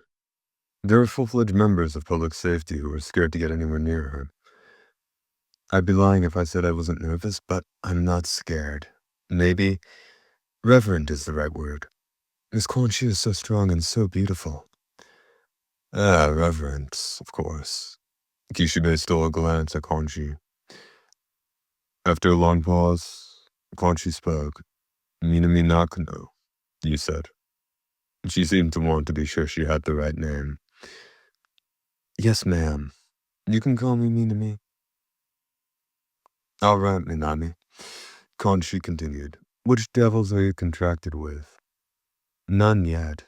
I thought I ought to get in some training first so I know what I'm in for. Not a bad idea. Quan Chi nodded curtly. Hunters who try to skate by on devil powers rather than their own merits rarely last long. We should start by honing your basic martial arts skill. Yes, ma'am. Gonshi followed up with more questions. You're confident in your stamina, your physical strength? Not really, but I'm full of can-do attitude. Gonshi nodded and gestured for Minami to follow her. All right, let's see what you are capable of. Come down to the training room. I'm right behind you, Miss Gonshi. The two headed for the public safety training room. Kishibe sidling along behind them. Gonshi allowed Minami to rush ahead, and then shot Kishibe a glare. I don't recall including you in that invitation. Just happened to have a little free time on my hands. Then go smoke a drink or crash at some woman's place, like you always do. So cold. You know you're the only woman for me. He was cut off by Conchi's fist, which he narrowly dodged. He could hear the whistle of the airs.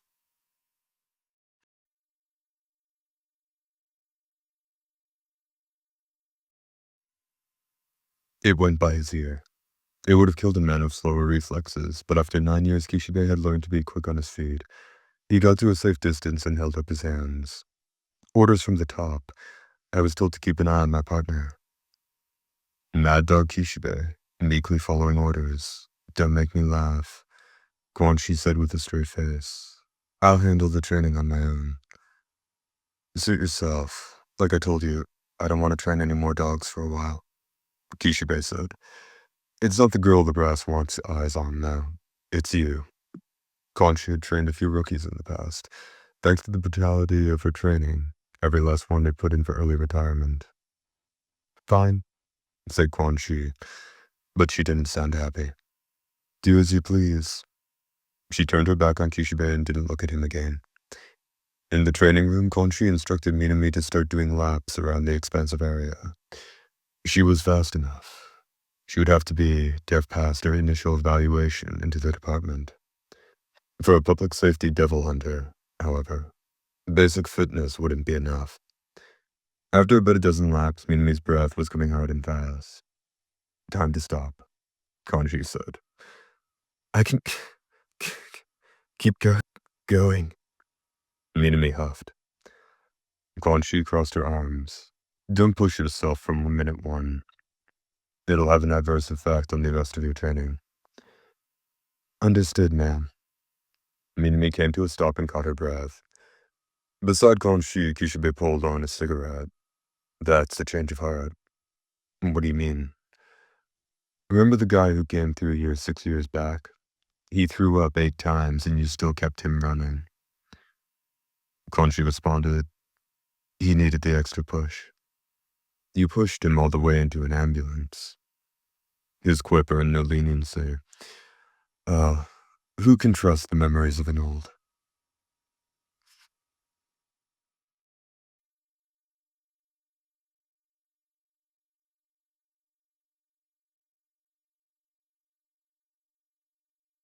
Drunk. Which means you know I'm right, Kishibe pointed out. Instead of replying, Kanji stripped off her shirt to reveal a black tank top. Now we spar. Come at me. Use any moves you like. Yes, ma'am. Minami looked nervous, but she assumed a fighting stance. And then she cried, yeah, and charged. Kanji dodged without the slightest effort and sent Minami tumbling across the floor. Yikes, again. Yes, ma'am. Minami jumped to her feet and confronted Kanji a second time, then a third, then a fourth. No matter how many rounds they went, she always on the ground in the blink of an eye. At last, Minami sat on the floor, breathing hard. You are amazing. I can't get near you. Let's take a short rest, Kanji said. Make sure you hydrate. Yes, ma'am. Minami darted out of the training room. Kanji watched her go, her face unreadable. Kishibe picked up his shirt Kanji had pulled off.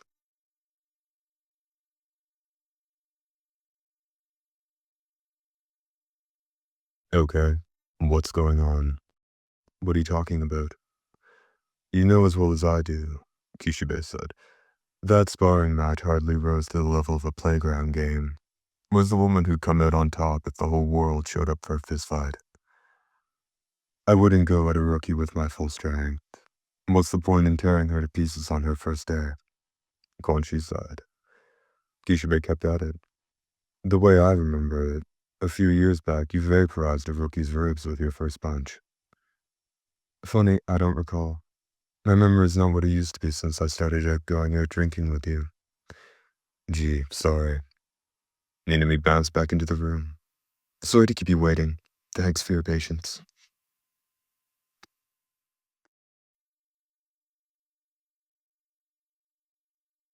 Kanji rubbed her shoulders. It's the first day. I'm breaking her in. Don't worry. I don't need you to remind me to turn the difficulty up. You gonna try some tight holds next? Kishibe asked. Why do you ask? Oh, just a feeling. Kanji refuted the claim. What good would pins and locks do against the devil? You're an idiot. Sure, I'll cop to that. Anyway, fine, no pins. Kishibe shrugged and Kanji resumed the sparring match. There was no doubt in Kishibe's mind. This was nothing like her behavior of the men she trained. Far from pushing Minami over the edge, she seemed almost tender toward her. And the girl certainly could make a person feel protective. Kishibe had a strong suspicion that Minami was just Kanji's type. Better keep an eye on things for now. He half-watched the two women spar. And the training room echoed with Minami's sweet girlish cries. He took a long drag on his cigarette. Minami completed training in 2 weeks. On her last night, the three went out for a drink together. Kishibe sat next to Kanji, who fixed him with a chilly look. And the polar opposite of the thank the Lord the workday's over, smiles on the faces of most of the bar's patrons. Do you have to tag along? She hissed. Minami is my student. You're a third wheel. I'm your partner. Can't partners get a drink together? Kishibe scrutinized the menu on the wall before ordering a draft beer. The cold fizz and rich hops cleared his throat while the noise of the bar and the clatter of the kitchen soothed his ears. The reek of tobacco baked into the walls flowed through his nasal passages, and his skin was warm from the body heat of the crowd. Working in a trade where death was his one constant companion, Kishibe relied on dives like this to remind him he was still alive. Oops, sorry, Minami flashed. I invited Mr. Kishibe. It still seems presumptuous of me to go drinking one-on-one with you, Master Conchi. Conchi didn't say a word, only let out the faintest of sighs. So how long have you two been partners? Minami asked. You know, I've lost track, Conchi said. 9 years, said Kishibe. Wouldn't kill you to remember it. Minami popped a tomato slice into her mouth. 9 years? That's a long time. Yeah, especially in public safety. Kishibe raised his glass and filled his belly with beer. Why do you think you've lasted so long together? Minami asked. Conchi shrugged. It's just that Kishibe refuses to die. A picture of Kishibe, Minami, and Conchi sitting in a restaurant together.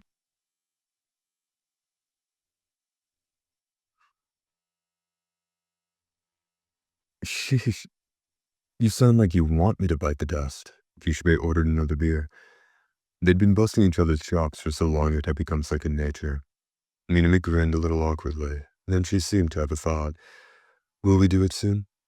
She asked, her open face clouding with trepidation. Do what? Conchi asked coolly. Exterminate a devil. Oh, that. It won't be long before you're called up, I'm sure. Kishibe snatched up 2 slices of red snapper salami and popped them into his mouth at once. Standard operating procedure was for a rookie to be accompanied by a training officer on their first devil extermination job. Things had been unusually quiet for the last couple of weeks, but that only meant something was about to give. To tell the truth, I'm not sure I can fight a devil, Minami confessed. I can't even handle Miss Conchi yet. If a newbie could go toe-to-toe with Conchi after 2 weeks, the rest of us would be out of a job, Kishibe said. Minami was bashful. Huh, okay. But, in fact, you're the only one who survived 2 weeks with her, Kishibe added. You mean that? Minami asked, her voice full of sunshine again. It wasn't a lie, but it wasn't exactly truthful either. Conchi's training methods with Minami were as different from the tack she'd taken from previous rookies as heaven was from hell. No need to explain that to the kid, he told himself. Word of advice, though. When you're a devil hunter, fretting about whether you can hold your own isn't in the job description. You're there to do one thing, kill the devil. Okay. If you're really worried, get out while you still can, Kishibe added, offering. More unsolicited advice. There's other ways to make a living, you know. I'm not going to quit, Minami exclaimed, squeezing her chopsticks tightly. Heads turned at nearby tables and she shrank back apologetically. Sorry. She hung her head in embarrassment, but only for a second. Then she snapped back into her usual chipper self. So, do you have any tips? You know, for keeping your cool against the devil. Conchi took a sip of water. Hit it as hard as you can. Minami soberly repeated this sage advice. Hit it! As hard as I can. Kishibe barked at a laugh. Some advice. That works for her because she hits like a pile driver. Don't take it to heart, kid. Then do you have any advice, Mr. Kishibe? Minami turned her bright gaze toward him. Kishibe stroked his chin. Loosen the screws in your head. Minami didn't understand. The screws in my head. Yeah. The saner you are, the more terrifying a devil's attacks seem. And terror gives the devil strength. So get a few screws loose. Forget about sanity. Even devils fear what they can't understand. You want me to go crazy? Hey, inquiring minds want to know. Why do you sign up with public safety anyway, kid? Kishibe held out a skewer of grilled chicken like a microphone. Well, Minami took the skewer, hesitated for a moment, then said, I was attacked by a devil when I was a school kid. A devil hunter saved me. From then I wanted to be like them. Infatuation, huh? Kishibe summarized. One of the 3 most common motivations. What are the other 2? Minami asked. A sense of duty and a burning hatred of devils. And in case you're curious, the next most typical is people with an eye on our plum benefits package. Minami hesitated. Is infatuation a bad reason? Not necessarily, responded Kishibe, but it's a sane one. Minami didn't say anything, but her cheeks puffed out in a childish sulk. Kishibe might have hit a little too close to home. She whipped the screw around like a sword, drawing shapes in the air. How do I loosen the screws, then? This is what helps me, Kishibe said, gesturing at his beer. Konshi sighed. Ignore Kishibe. He loves to play the grizzled old guru, but drowning his cares in alcohol has fried his brain.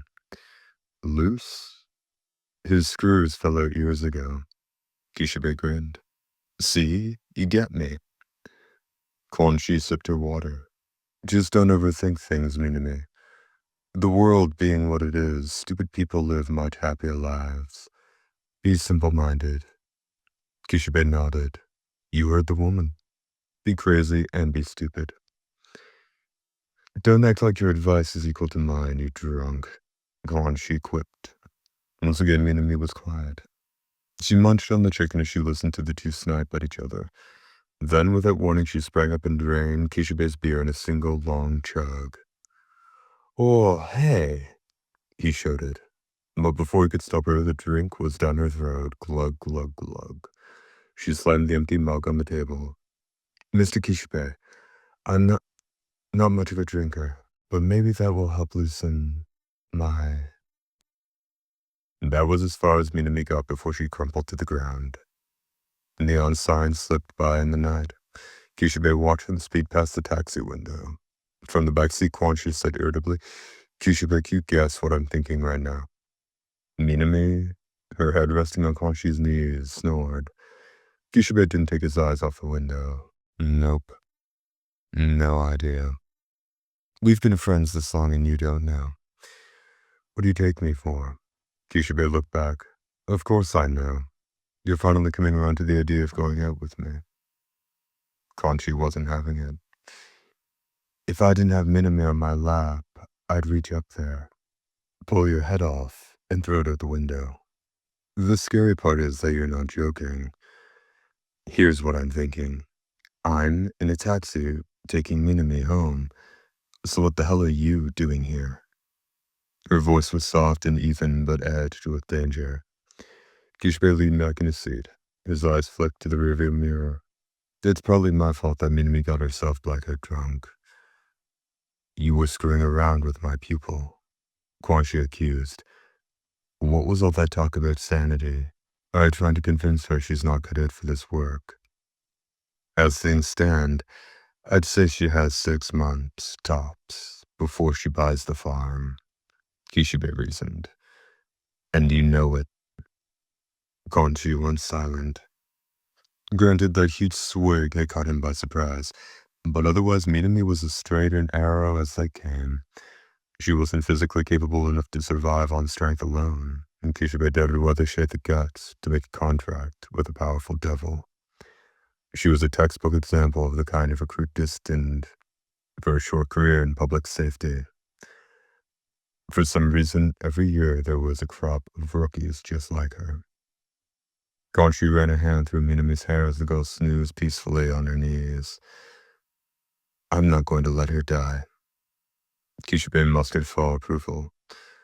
Well, that's encouraging. What if she isn't posted under you? You're awfully chatty tonight, Kanshi pointed out, not as if it were a good thing. I thought you were getting out of dog training for a while. I thought I was too, but I hate to see a partner's pet pooch go down. Again, Kanshi was silent. Your turn, Kanshi. What am I thinking right now? Don't know. Don't want to know. You've been my partner this long, and that's all you have to say? You're gonna make me cry here.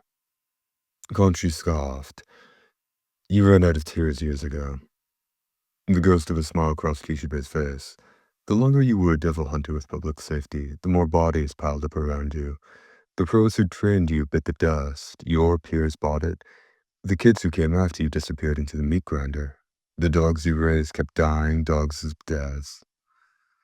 And all the while, you gave away little pieces of your humanity in contracts with your devils, until all that was left was... what? Kishibe wondered sometimes. Those were the nights he'd arm himself with enough liquor to take a bath in, and drink until he didn't wonder about anything anymore. Maybe his philosophy of life wasn't so different from Konshi's. Crazy or ignorant, what was the difference? Kishibe took a flask out of his pocket to wet his throat. What I'm thinking is, how do you know where Minami lives? It was Kwanshi rather than the plastered Minami who had given the driver the address. I told you I'd read her file. Memorized her info, huh? What are you implying? Nothing in particular. It seemed Kwanshi was even more smitten with Minami than Kishibe had realized. The taxi purred along for another 20 tense, silent minutes, and before stopping at a low-rise apartment building, Kwanshi hefted Minami onto her back and hauled her to her room. The door fell open with a rusty shriek. It was unlocked, said Kishibe. What a trusting girl. Only criminals have criminal thoughts, Kwanshi replied. Like you. She flipped on the lights. Kishibe found himself in a one-bedroom studio. The decor was limited to a table holding a potted cactus and a photo of Minami with what looked like her family. Without a word, Kishibe turned the photo face down. Nothing good came of knowing too much about your dogs.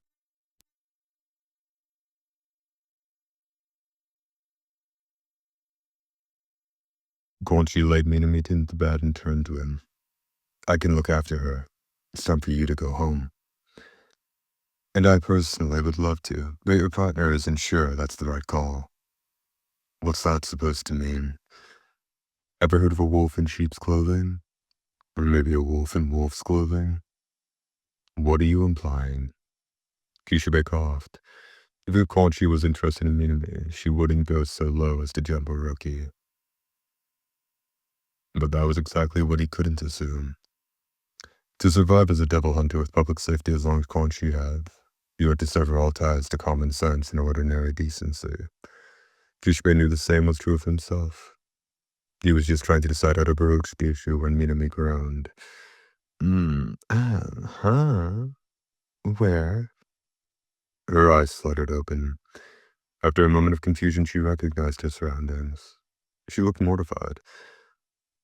I'm so sorry. I must have caused you so much trouble. Kwanshi sat on the bed and spoke softly. Don't worry about it. It's Kishibe's fault.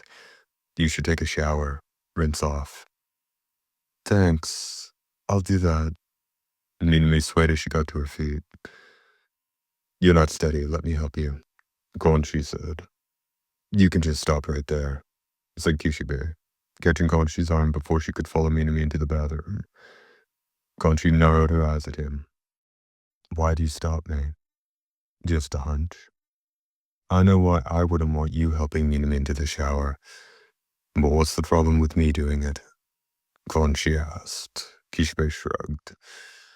Might not be one. Then again, there might be. Before we take this one step further, let go of my arm. Konshi was just shaking free of him when Kishibe's phone rang. He listened for a second and then replied simply, right, before pocketing the phone again. Got a devil on the loose. We're up. Page break. 3 crosses.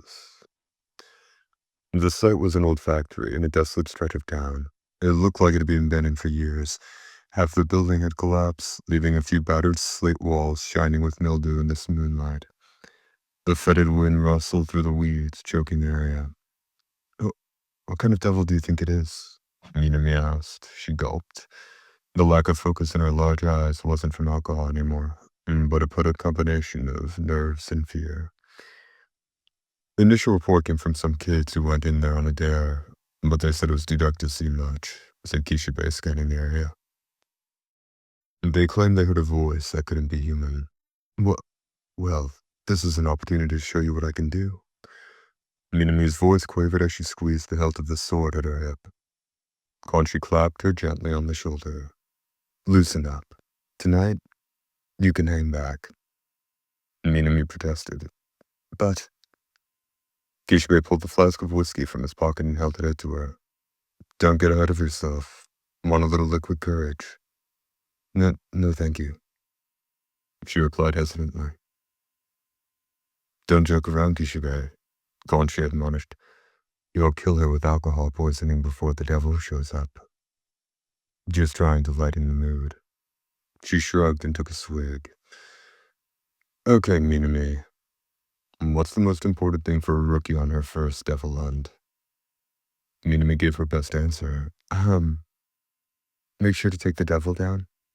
Nah, don't die. Minami was speechless. It's easy to panic the first time you see a devil, Kishibe went on.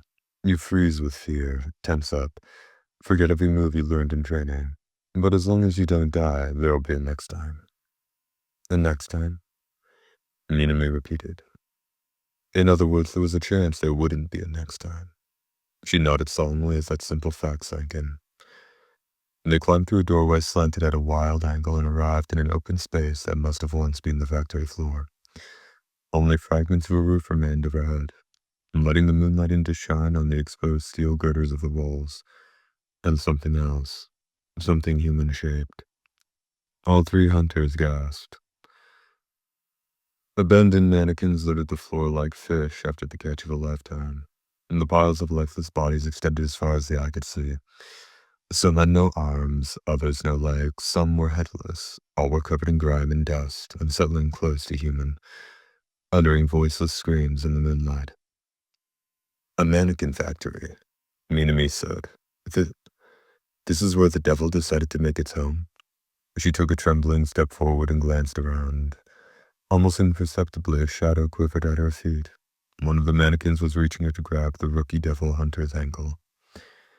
By the time Kishibe opened his mouth to warn her, Conchi was already shouting, Minami, beneath you.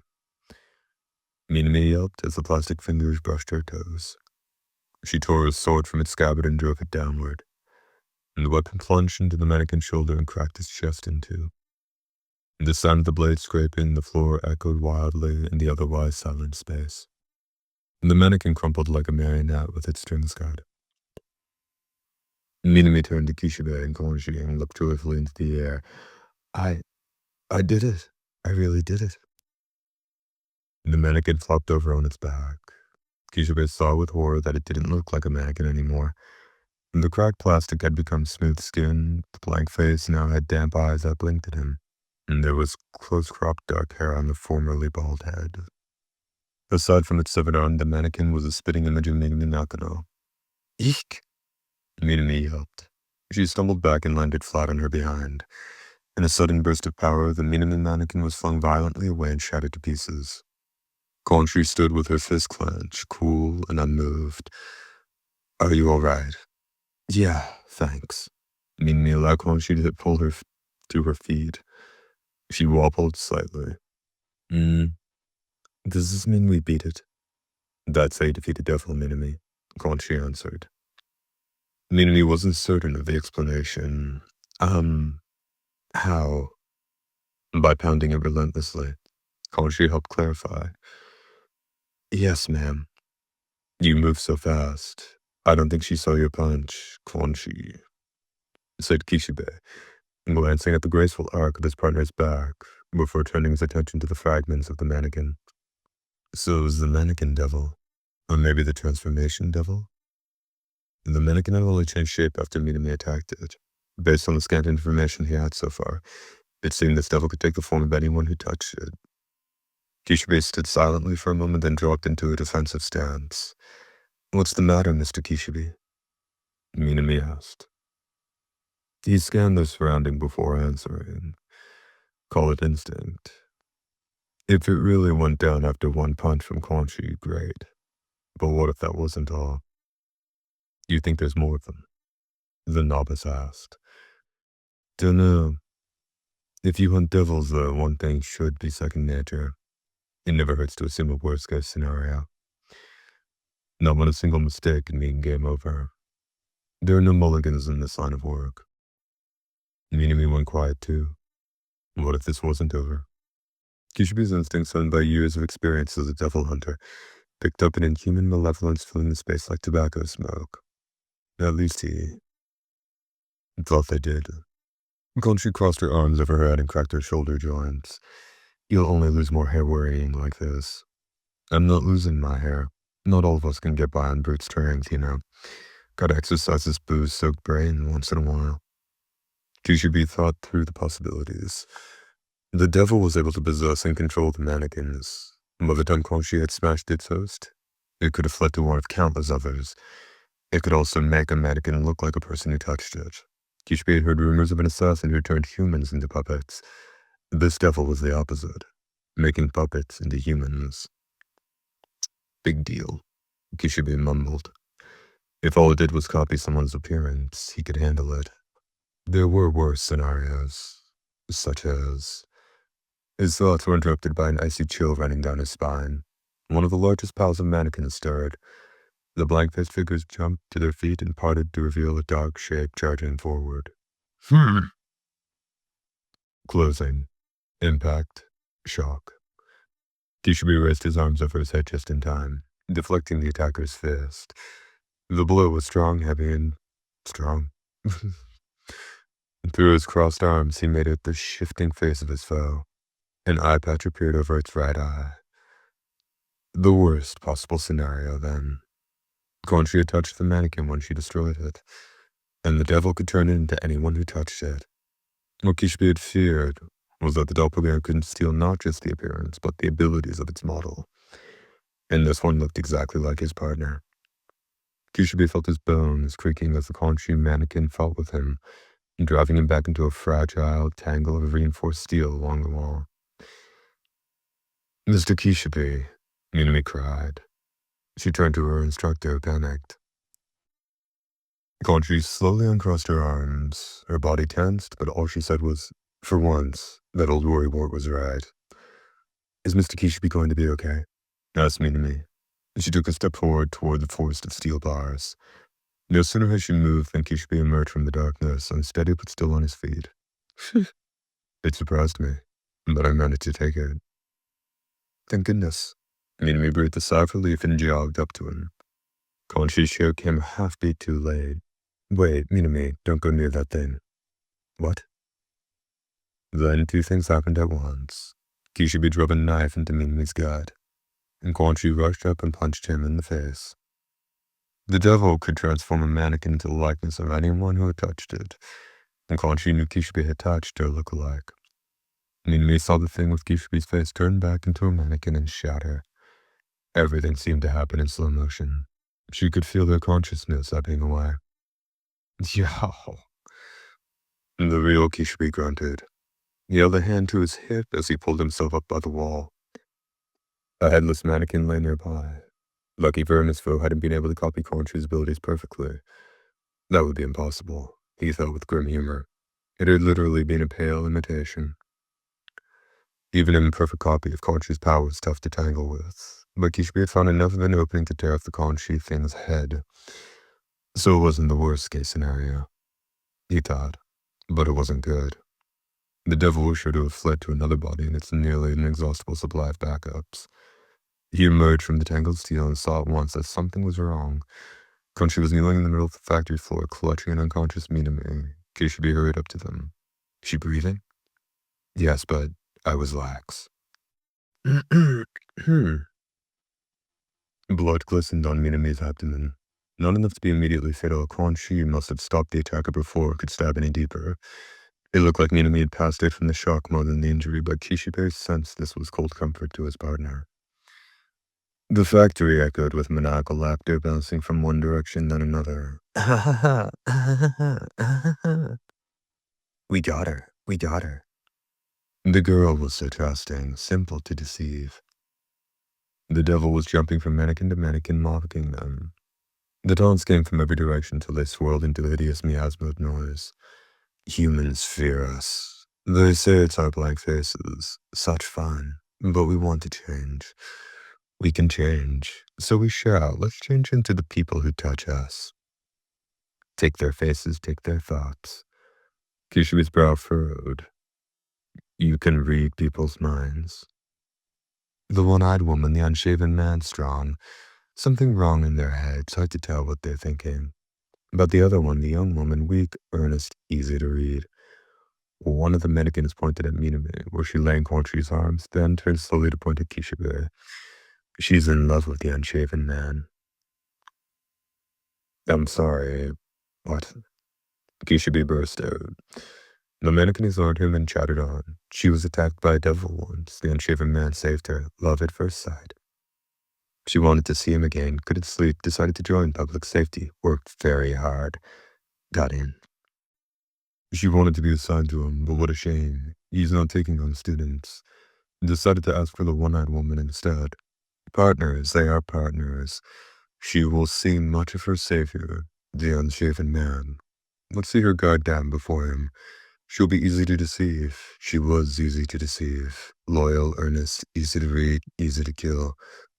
Kishibe found himself struck dumb. Minami had joined public safety because she'd been saved. By him. He'd had no idea. He'd fought too many devils to remember every person he had rescued. It would have been a challenge if he hadn't spent the years killing his memories with alcohol. So Minami had said that if the one they'd met, hadn't she? That had been much too long. The revelation stopped Kishibe in his tracks, if only for a brief moment. Quanchi had feelings for Minami, but Minami had feelings for him, and he'd spent all his time with them trying to get in Quanchi's pants. A perfect love triangle. No. A perfect failure to communicate. Kishibe locked eyes with Quanchi, something impossible to describe passed between them. Well, well, he said. You gotta laugh, huh? Quanchi gently set Minami on the ruined floor. Minami groaned and her eyes fluttered open. She was coming around, just as well she'd missed hearing her deepest secrets laid bare. Around them, the chattering grew angry. Ah, we failed to kill her. Better fix that. Time to end this. Yes, let's end this. The one-eyed woman. Her body is strange, hard to use. Let's use the unshaven man, then. Let's do that. All of us together. All of us at once. You sickos, Kishibe grunted. All the mannequins leaped across the factory floor and began to tremble. There were so many. How many could the devil possess at once? The shivering dummies began to sprout black hair and stubble. In moments, each of them was Kishibe's spitting image. They even bore the scar on his mouth. In unison, they began to stagger to their feet. Kishibe discovered he didn't enjoy seeing hundreds and hundreds of himself shambling toward him. Die. You must die. All of you die, die, die. Even the mannequin's voices sounded like his as their chant rose to a roar. Lenore's jerked me to meet a full consciousness. She screamed at the sight of her own blood, and the more with Kishibe's things closing in on them. Die, die, die, die, die, die, die, die, die. Countless Kishibes intoned the word like a curse as they advanced on the devil hunters. The aura of malice of murder was audible. It sounded like insects hissing. This is a nightmare, Quanchi said, it affectless as ever. One of you is bad enough. Give me a break, said Kishibe. Quanchi sank to a couch, crouch, and put a hand on the hilt of her sword. A chuckle rose from the mob. She would fight. It's futile. One-eyed woman strong, still doomed. There are so many of us. There are too many of us. If, just if, you could defeat all of us, would you dare? What if you kill the wrong one? The real one? Good question, Kishibe thought. The factory was crawling with his doppelgangers if Quanchi started indiscriminately attacking every Kishibe in the place. It would be all too easy for him to join the pile of bodies. She wouldn't take that risk. No, that was a deeply mistaken assumption, Kishibe knew. Of course she would. In the time he'd spared on the thought, she'd already drawn her sword and vanished from his side. A dark shadow slashed across the factory. Not even sound giving away this sign of Konshi's movements was a series of dark footprints, barely noticeable across the floors and walls. Sound followed only after, amid the tempest of wind that slammed everyone and everything in the vicinity. The contest was settled with the first move. Dozens of heads flew into the air, each one bearing Kishibe's face. The decapitated mannequin stood dumbly, as if not even realizing they'd been beheaded. Before crumbling belatedly to the ground, the only ones left standing were Quanxi and the real Kishibe. Kishibe heaved a sigh and wiped the sweat from his brow. But how? The voice came from a less-like creature pinched between Quanxi's finger and thumb. On closer inspection, it looked like a tiny, battered doll lashed together with black feathers. The devil's true form. How? You find me. I didn't look, I simply killed everything else, Quanxi stated. Can't believe, said the devil. You better, Kishibe said. That's how my partner rolls. He stretched. Bones cracking. Then looked at the knife in his hand. A jagged crack ran through the blade. It had held long, just long enough to deflect her attack. You know, Quanxi would try to kill him. 9 years had taught him so. From the moment her switch flipped, there was nothing he could do but try to protect himself. If that was enough to kill you, you wouldn't have lasted 9 years with me, said Quanxi. The detachment in her voice softened for a moment. She crushed the devil between her fingers. Its death rattle was no louder than a mosquito's. The battle concluded with a long, empty silence. Can you stand, Minami? Quanxi asked. Minami was still crouched on the floor, not making a sound. Quanxi reached down to help her up, but her fingers grasped empty air. She let her hand fall back to her side. Kishibe, get Minami to a hospital. Sure thing. And buy her a new lock for her door. Wasn't me who broke the first one. Kishibe helped Minami to her feet and leaned her against his shoulder. Minami started to stammer an apology. It's just a little blood loss. It won't kill you. Gotta get you to the NER, though. Kishibe spotted the slim silhouette of his partner making a silent exit. Hey, Quanxi. What is it? She asked. You knew which one was the real me, didn't you? Kishibe said. Quanxi didn't answer right away. Kishibe waited. He still knew she'd meant to kill every Kishibe in the room, but he couldn't shake the sense that she'd gone just a tiny bit easy on him. He'd been easy, ready to lose an arm, but he'd walked away with only a cracked knife. Finally, she spared him a contemptuous glance. When the devil comes back from hell, tell that if it will pass off, it needs to get that stink of alcohol in its breath. Then, step by step, Quanxi slowly disappeared into the darkness. Outside. So, she knew? Minami said. Yeah, Kishibe nodded. And she still nearly murdered me. She was the craziest partner a guy could have by a long shot. Maybe she'd have had to let out her frustration after learning that her pet student was more attached to Kishibe. Made sense to him. I'll never live up to her. Minami sounded pain for more than just her injuries. Hardly anyone can, kid. She's a stone-cold killer.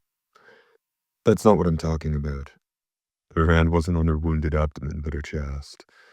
I was fooled by one mannequin that looked like you, but Quanxi, she picked the real you out of hundreds. This time it was Kishibe's turn to be silent. Minami's admission of the small defeat drifted away into the moonlight, and then it was gone. Page break, 3 small crosses. Minami quit public safety, Quanxi said quietly. It was 3 days later, and they were back at the swanky hotel bar. Kishibe nodded, gazed at the night spread before them outside the window. Smart choice. She would have been dead in a hurry, and I don't need any more reasons to drink. Quanxi fondled the stem of her wine glass before speaking. Minami was interested in you. Weren't you tempted to pursue that? Not when I've already got you in my heart. Whoa, no hitting. Kishibe saw the punch coming. Quanxi reluctantly lowered her fist. Can't believe you're still deploying those stale lines after all these years. Neither can I. Why me? Quanxi wanted to know. Love at first sight, that's why. Kishibe stated simply.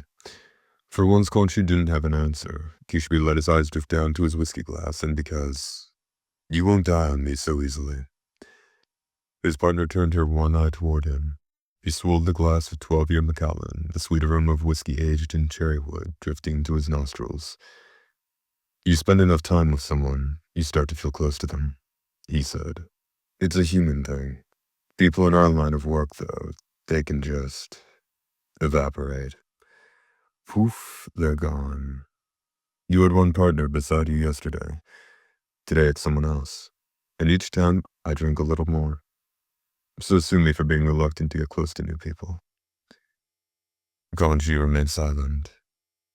You don't die, Kanchi. You don't change. I feel like it's safe to be close to you. There was a beat before Kanchi finally answered. That's the stupidest reason I've ever heard. At least we're stupid together. The alcohol was really hitting him tonight. He leaned on the counter and fixed his partner with his most passionate gaze. I love you. It was the first time he'd actually said the words to her. 9 years together, 9 years seasoned with blood and misery, and he was still trying to pick this girl up. Well, why not try? For now, they were still alive. I realized something recently, Kanchi began hesitantly. After a moment's silence, she continued, her expression as impassive as ever. I think I might like women. Kishibe couldn't help but smile, even as he sighed. He let the glittering amber liquid slide down his throat. Yeah, I know. Even now, even after facing death together all those times, their bond wasn't too rich. It wasn't too deep. But it wasn't too sweet either.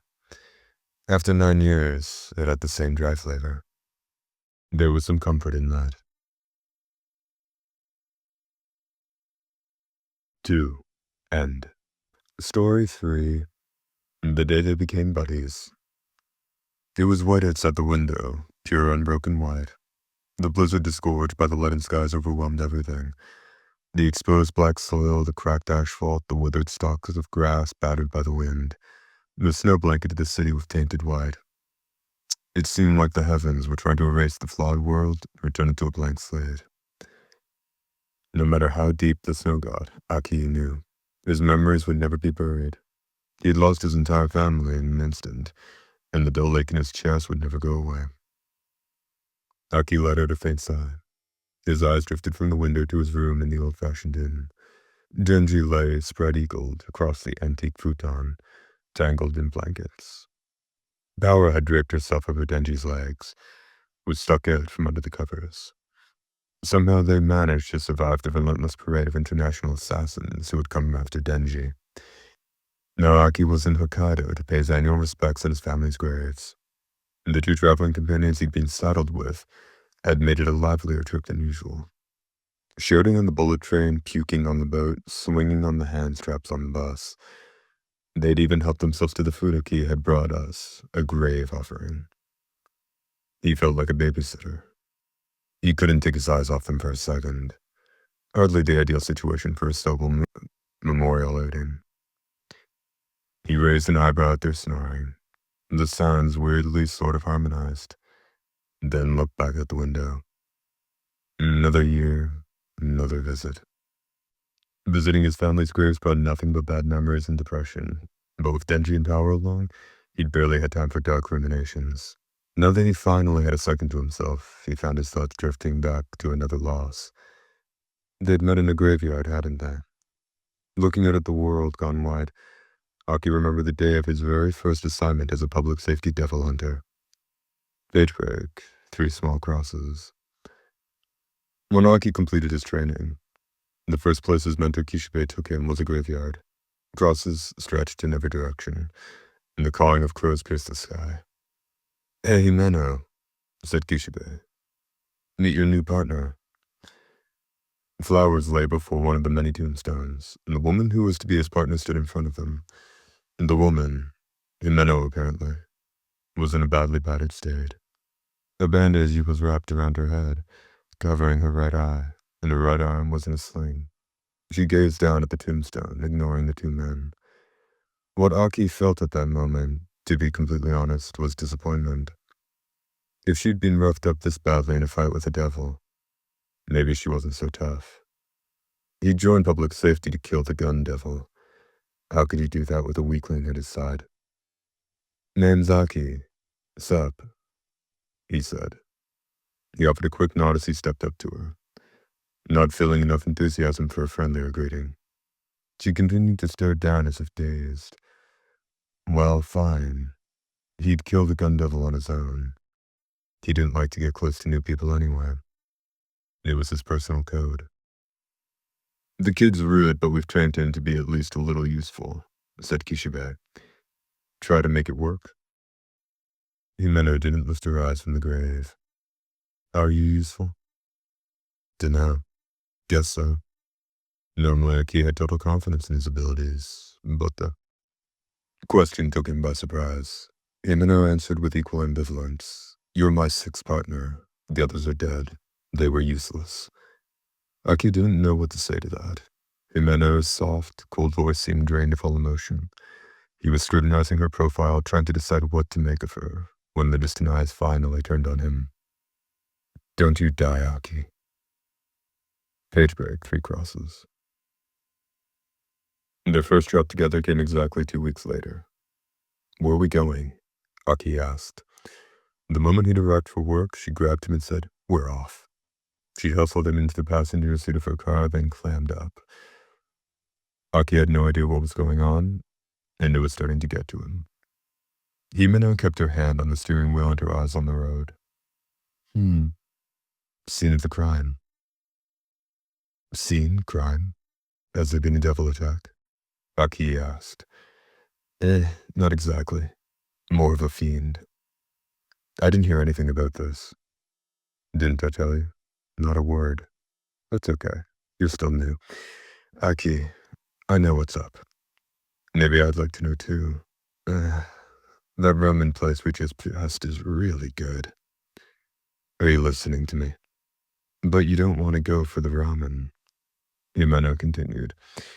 It's all about the fried rice. The ramen is crap. Everyone just orders the rice. They really ought to ditch the noodles and focus on fried rice. But old habits die hard. She sounded relaxed, calm.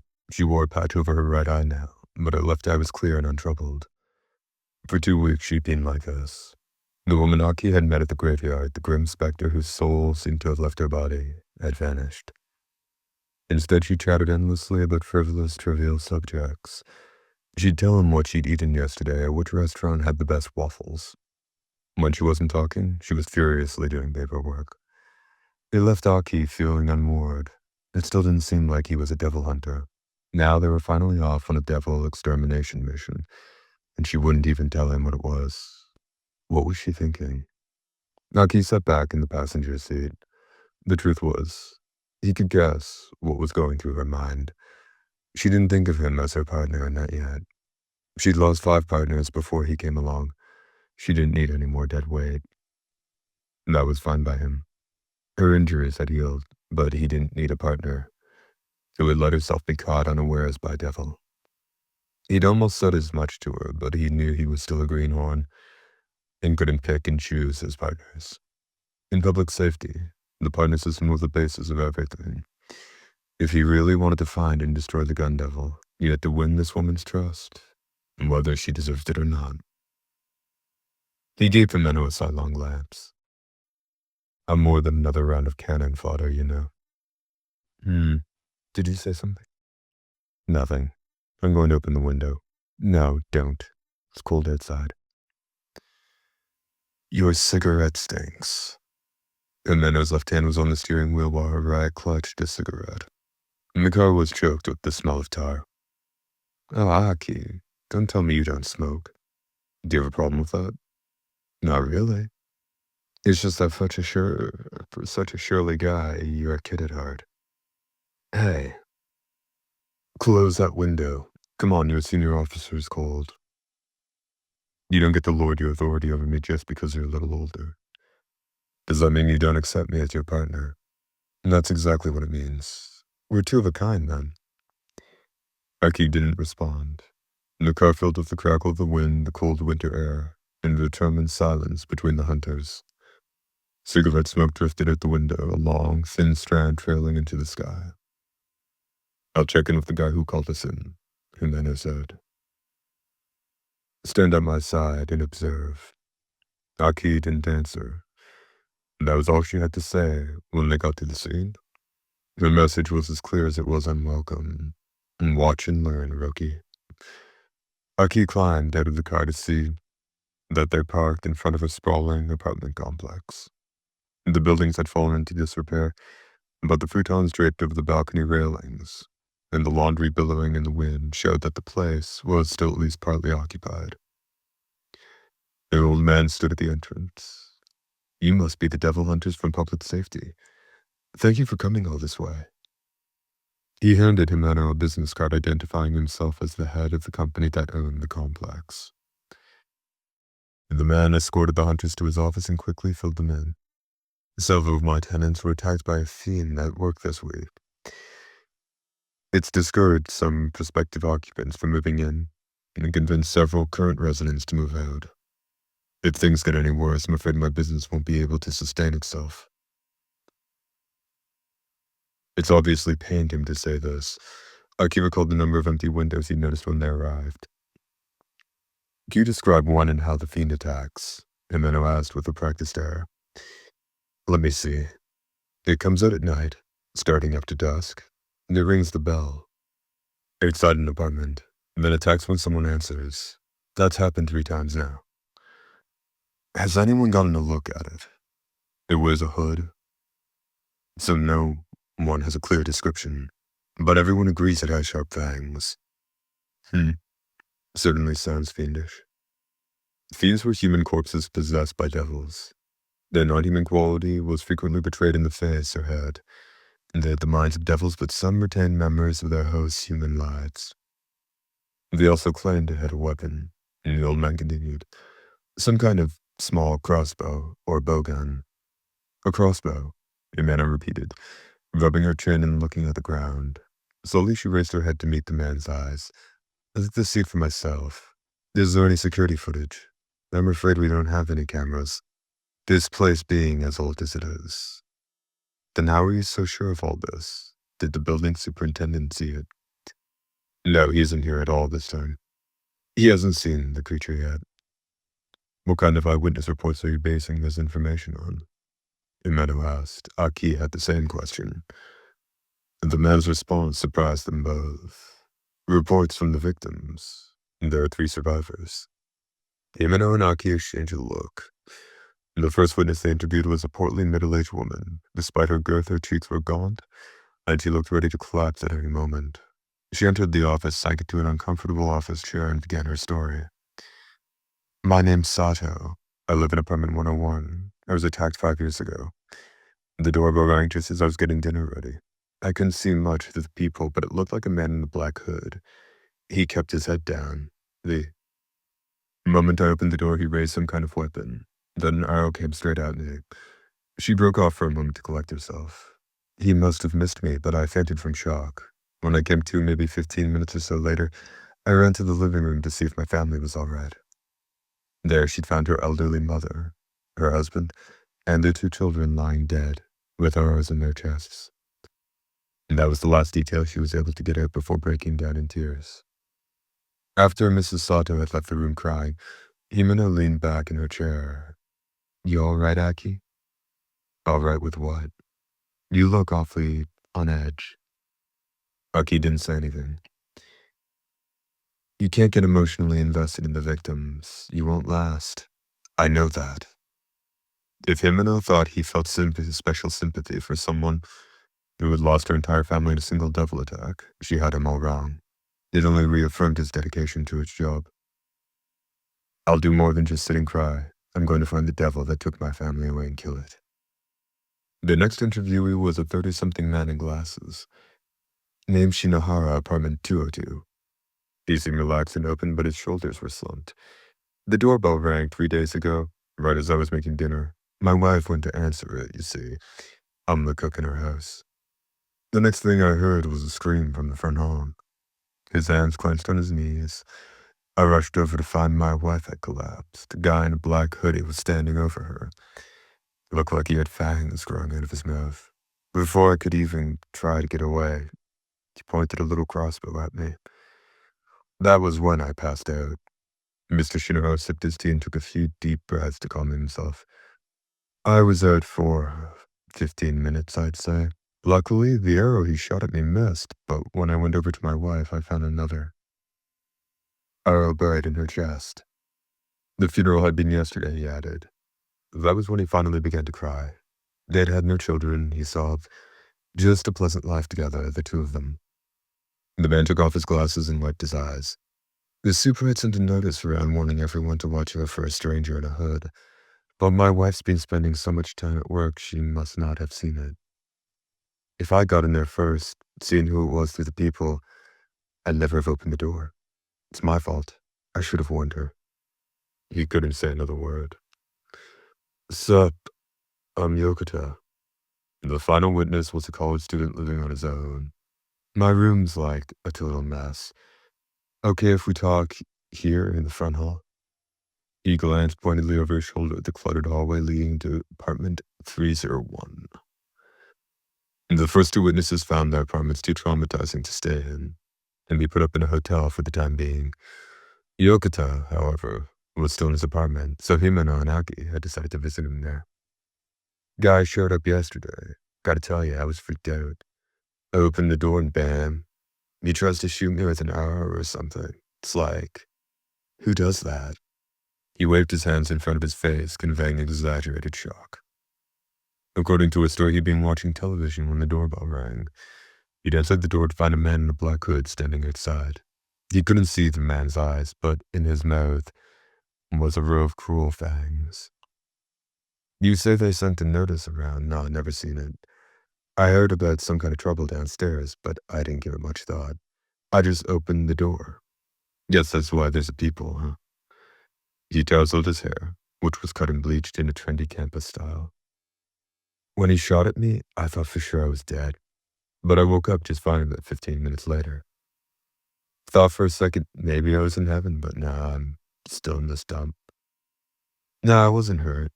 Guess the arrow missed me. I must have passed out from fear.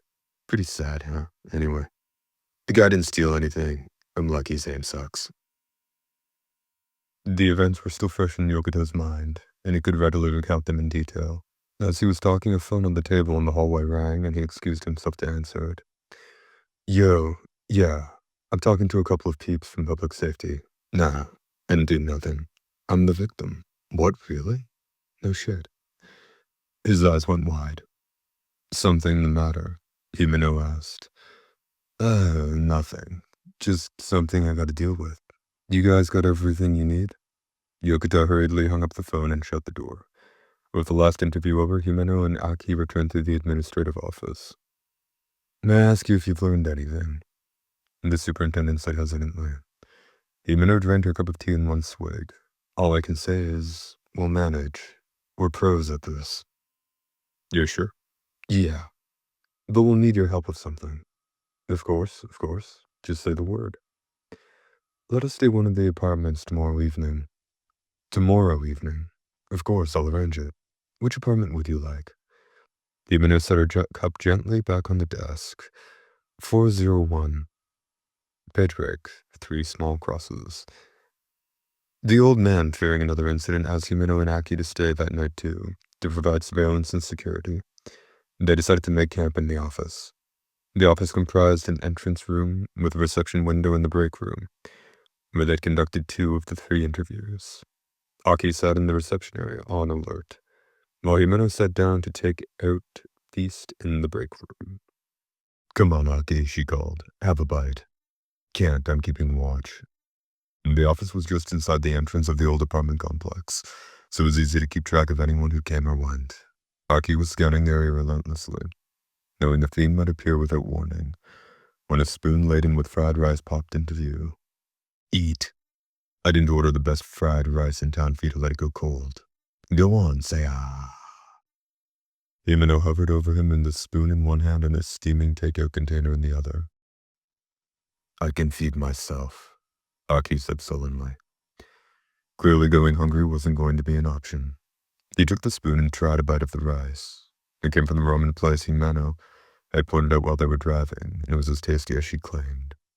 The rice fell apart in his mouth, releasing a shock of black pepper and a rich aroma of sesame oil. Perfect accents. And this is their alleged main attraction, the soy ramen. With a grin, Himeno proffered a bowl. Aki paused. He remembered what she'd said. That the fried rice was delicious, but the ramen was terrible. Cautiously, he took a single mouthful. Ugh! He almost choked and spat the noodles back out. It was worse than he could have imagined. What were they using for stock? Ditch water. Himeno laughed. Awful, right? They call it swamp ramen.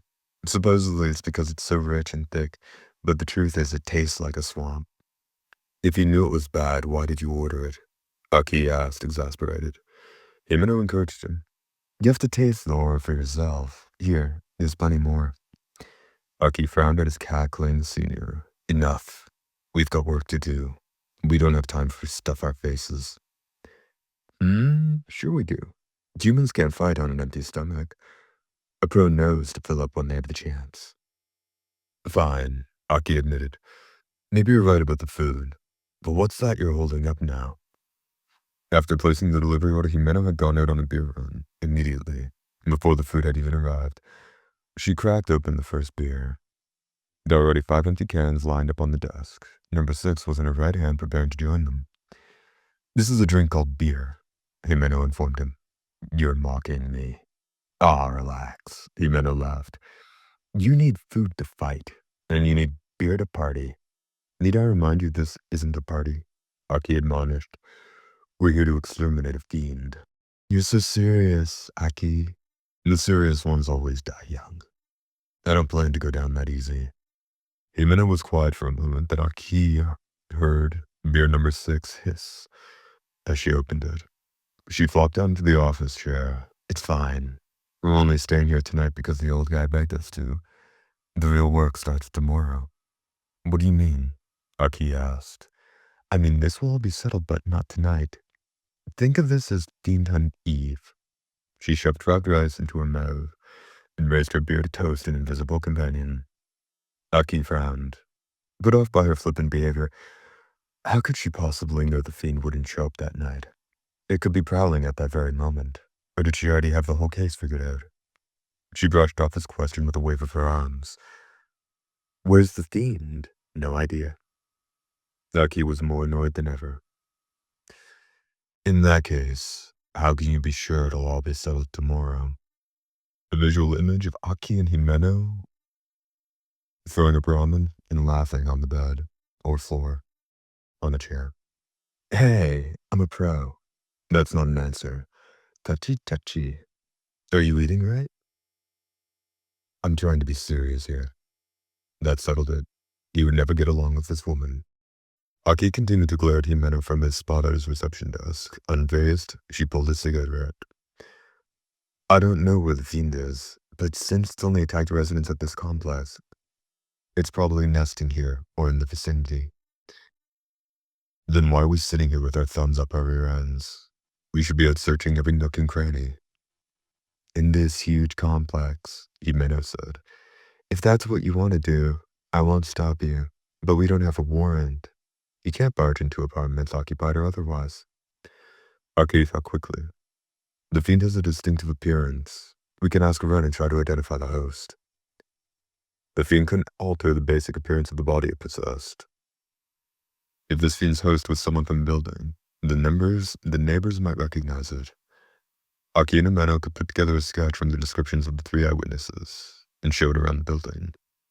Surely, sooner or later, they'd find someone who knew the person it had once been. Maybe it was even occupying its host apartment. Said Himeno. You're sharper than I give you credit for, Aki. That's a backhanded compliment if I ever heard one. I hate to break it to you, though, but you've overlooked a crucial detail, she said with glee. Close, but no cigar. Excuse me. Himeno explained. The fiend wore a hood and kept its head down during the attacks. The only thing the eyewitnesses saw clearly were its fangs, which I bet. It didn't have one, it was human. We don't have any info we could use to draw a sketch. Case closed. Or rather, case still open. Aki fell silent. Maybe the hood could provide a lead then. No, that wouldn't work. A black hoodie. It was the most generic item of clothing imaginable. Not enough to narrow down a list of suspects, even if they had a list. Aki pursed his lips and picked up a bottle of mineral water. All right. But what makes me even less confident We're going to wrap this up tomorrow. You think? I say that we can't find the fiend. We should set a trap and let the fiend find us. Great. How? We have no reason to believe the fiend will show up tomorrow night. Aki stopped mid-sentence, his fingers frozen on the bottle cap. Himeno laughed out loud. Finally put the timeline together, did you? The first attack was 5 days ago, the second one 3 days ago, and the most recent yesterday. It's attacking every 2 days, which, if the rule held true, implied that the next attack would come tomorrow night. Why, though? Who knows? Frankly, who cares? Every fiend is different. It's risky to get hung up on the details. The best you can do is look for patterns and try to deduce what kind of personal rules they follow. Anyway, some fiends retain a handful of human memories. Maybe this one used to be a real anal retentive type. Tomorrow it is, then. Yeah, but that's not all. All 3 attacks occurred after nightfall. I think the fiend waits until everyone is home with their families. So the fiend appears after dark tomorrow, Aki deduced. Bingo, that's my boy. I had to give you a kiss on the cheek for being such a good guesser. Himeno wobbled toward him, but he deftly pushed her away. Pass. The alcohol was obviously going to her head. Himeno pouted. Aki frowned back. We still haven't answered the biggest question of all. Where do you propose we ambush the fiend? If they set up shop in the wrong spot, they could wait all night and never see a thing. The office had a good view of anyone who came in, which might be effective, unless the fiend was already hiding in the complex, in which case it was pointless. Himeno lit her cigarette slowly, as if to telegraph her disdain. She watched the smoke drift away, clearly pleased with herself. I told the guy we needed a room, didn't I? Aki didn't respond at first. Yes. She'd asked the owner to let them use one of the apartments in the building, specifically apartment 401. Do you think you know which apartment it's going to hit? There's no reason to think. Aki stopped again. There was reason. The first set of victims had lived in apartment 101, and the second in 202, and the third victim was in 301. The fiend seemed to be going up 1 floor each time. If Himeno was right, and it was following some internal rule, it would hit the 4th floor next. Still, Aki wasn't convinced. We don't know for sure it'll be 401. What if it's one of the other apartments on the 4th floor? I'm pretty sure I've got it right. Himeno dismissed the concern. I think the fiend starts at the first apartment on a floor and rings doorbells until someone answers. I don't agree. The fiend had attacked the first apartment floors 1 and 3, but on the second floor to attack the second apartment. That proved it didn't always hit the first place. Himeno ground her cigarette in a nearby ashtray. She lit a new one. I noticed when we got here that 201 didn't have any laundry hanging outside. There are no curtains in the windows. The apartment's not occupied. That's why the fiend attacked the second apartment on that floor. If our attack continues to play by the rules, it should show up at 401 after sundown tomorrow. We just have to wait for it. Case? Well, we'll see. She cocked her head at Aki. How about it? Starting to feel respect for me well up in your heart. Aki remained silent. He'd had all the same clues before him, but he hadn't connected any of the dots. Was that the leg up of that experience that gave a hunter?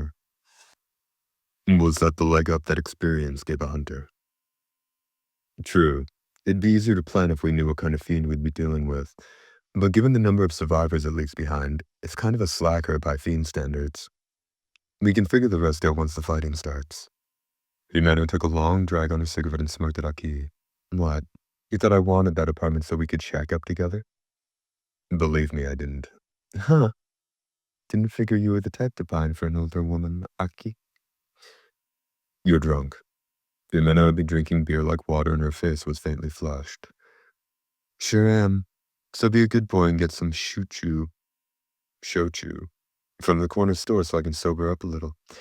You can use my car. How would hard liquor help you sober up? Anyway, I don't have my license yet. No fooling? That brought Himeno back down to earth. She blinked and slumped over the desk, listless. Crap. Another useless newbie. Aki fumed. He wanted to spit something back at her, but after getting an inkling of how far she outclassed him as a hunter, he found the words caught in his throat. Here's your punishment. When we fight the fiend tomorrow, you stand back and watch. I'll take care of this creature myself. What, are you crazy? Aki leapt up. This was going too far. A resident passing by the window looked over, startled. You listen to me, you drunkard. I didn't become a devil hunter to sit on the sidelines. He clapped a hand on Jimena's shoulder, but she didn't stir. Her eyes were on focus. Cocky newbie, she muttered almost to herself. Can't even drive. That has nothing to do with it. Doesn't even smoke. Even less relevant. You'll die. What? I told you, she murmured. 5 of my partners have bid it. I'm a jinx. At least, I seem to be. Jimeno finally turned toward him, but her gaze was dark and empty. She didn't seem to see anything at all. It was the way she looked when he met her at the graveyard. She reached out, hesitant, as if feeling for something in the dark. You're still so young, Aki. Look at your baby face. Doesn't feel right letting you die. Still don't really think of me as your partner, huh? Aki was frustrated. You can take your pity and stuff it. I told you, I'm not going to go down so easily. Jimeno didn't seem to hear him. They say they're a ramen place, but the noodles are so bad and the fried rice is so good. I told them they should drop the ramen and focus on fried rice. But the owner, he's stubborn. He's convinced he can make the world's best ramen. Aki wasn't sure what she was getting at. All he knew was that, having tried the alleged star dish, the owner was making a big mistake by not listening. Yeah, so what? They're all like that. Think they know what they're doing. They're so sure and so wrong. Poof, gone, leaving their partner behind. Aki looked down at Jimeno, draped over the desk. She looked ready to pass out. He'd had nothing but disdain for her unprofessional behavior, but now he was beginning to understand it. Jimeno, he broke off. Jimeno's one eye was closed and her breathing was even. She was asleep. Damn, Aki muttered. He took a swig from his bottle of water. It had gone tepid. The mingled alcohol and tobacco on Jimeno's breath burned his nostrils. The only sound in the room was the heater laboring away. The hollow sound in an empty night. Pitch black, 3 crosses. When the old man came to check in the next morning, Aki told him there hadn't been any trouble. And then he put in an appearance at public safety, where he found Jimeno had taken the morning off, leaving only a succinct instruction: meet me at the scene at dusk. He kept busy at headquarters without his partner around, and when the sun began to descend through the sky, he hopped on a bus. The old man showed him to apartment 401. The occupants had taken their valuables and gone to stay with relatives for the night.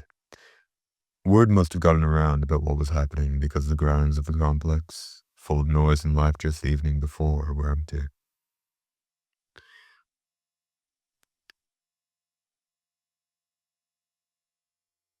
The shadows of the buildings swathed the area in darkness.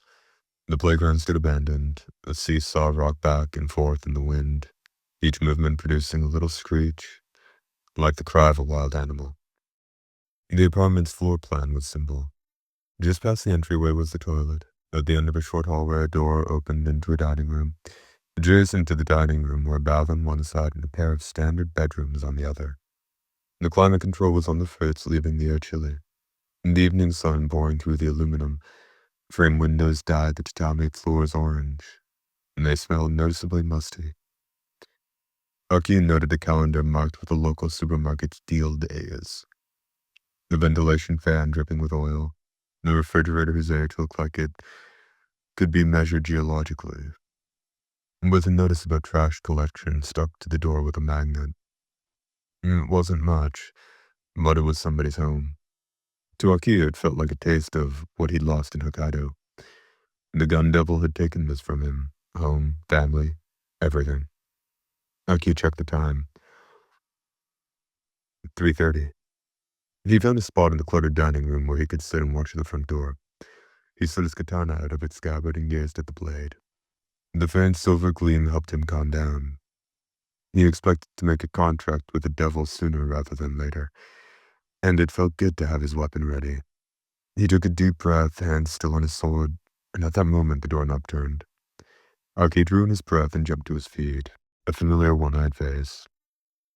Popped in.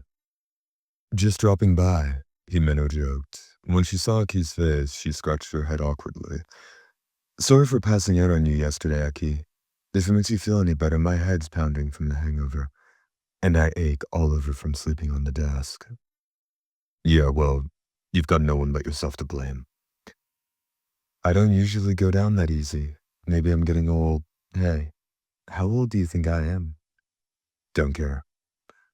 Himeno sighed, and then locked the door and sat down beside him. I don't remember last night super clearly. I didn't say anything like weird, did I? Lots of things. Oh no, really? But I didn't get violent, did I? You got in my face, but I pushed you back. Uh, I'm the worst. Pathetic. Himeno clutched her head dramatically, then gave up the histrionics with another sigh. Well, what's done is done. I'll have to make it up to you by absolutely crushing it tonight. With a hup, she got to her feet. You could hear her joints crack as she stretched. Just remember what I told you, she said, pausing in front of him. You stand back and watch. You remember that much, huh? He was damned if he was going to listen, though. The hallway was too narrow for both of them to attack at once, so the best he could plan for was to be ready to jump in at any moment. Now they just had to wait for their opportunity to arrive. Aki realized his breathing had grown short. He put a hand on his chest and took a few deep, deliberate breaths to center himself. Even Himeno had stopped chattering. Twilight faded into dark, accompanied by an announcement over the complex's PA system. A suspicious character is being sighted in the neighborhood. Please be sure to lock your doors. A melancholy day-end melody followed. Then there was only the slow march of time. Aki felt like this. Nerves were being shaped away bit by bit. No fiends so far. For a second, he was filled with doubt. Maybe they'd guessed wrong. Himeno, however, showed no sign of concern.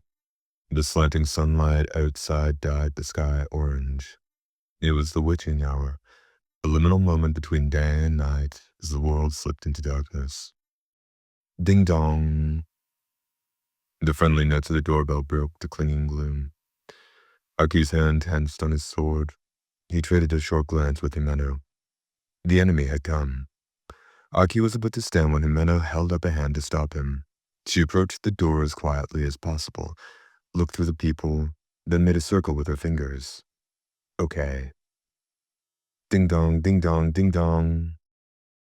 The clanging peal of the bell turned insistent. What's the plan? Aki hissed. He suddenly realized that over the past night and day, they hadn't talked about what they were going to do or how they were going to do it. Maybe Himeno had deliberately kept him in the dark. After all, she didn't want him in the fight. Now all he wanted to know was how Himeno planned to strike. Whoever the human host had been, the fiend carried a crossbow and knew how to use it. Its MO seemed to be to attack the moment the door was opened. Blocking that first strike would be key to the entire battle. Then as Aki's jaw dropped in disbelief, Himeno casually opened the door. The fiend was exactly as the witnesses had described. Its eyes were hidden in a black hood, but it seemed to be gazing at the ground. Twisted fangs sprouted at wild angles from its mouth. Judging from what he could see of its body, Aki guessed the host had been in middle age. And there was the infamous crossbow, clutched in the creature's right hand. It was loaded with a small black, very sharp arrow, and it was pointed right at Himeno. What the hell are you doing? Aki shouted. Himeno didn't even try to dodge. She knew the fiend's reported attack pattern as well as he did, yet she stood still, as if offering herself up.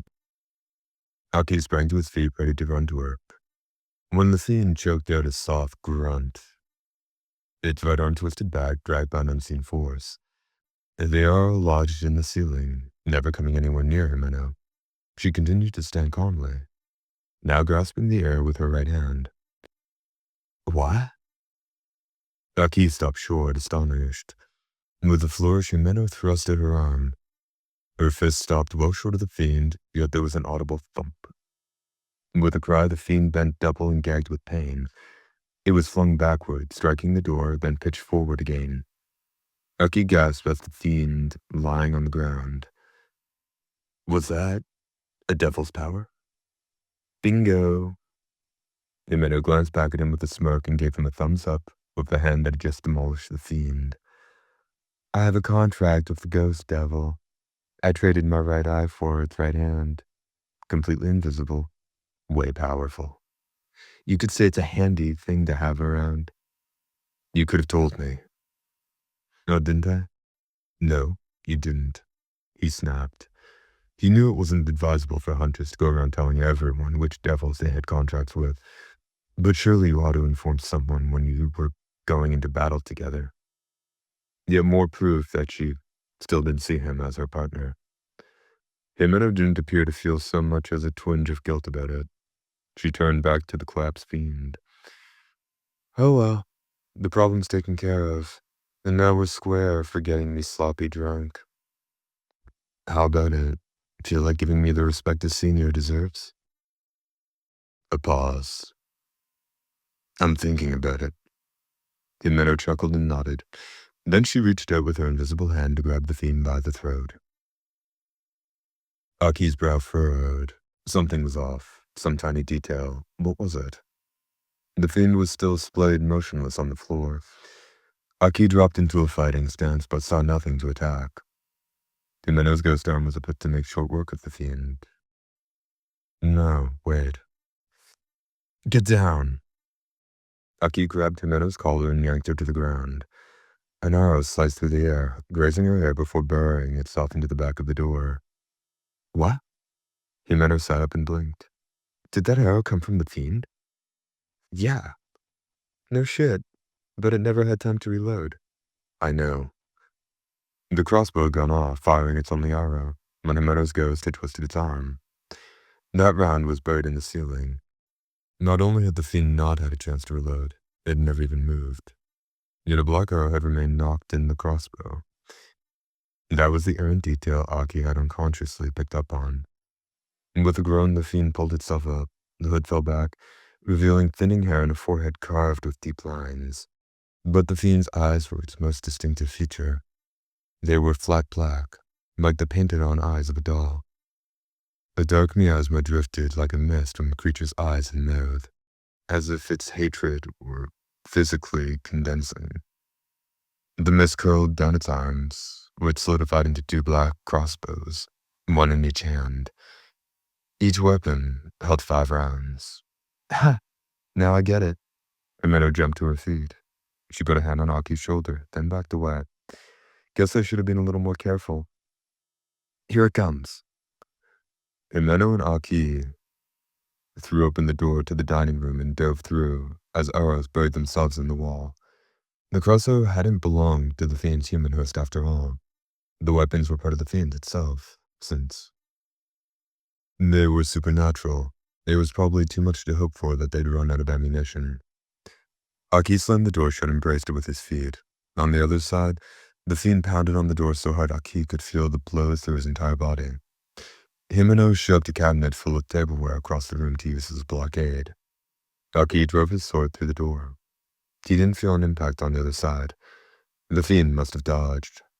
Its response came in the form of black arrowheads that burst through the door like nails from a nail gun. Aki twisted out of the way.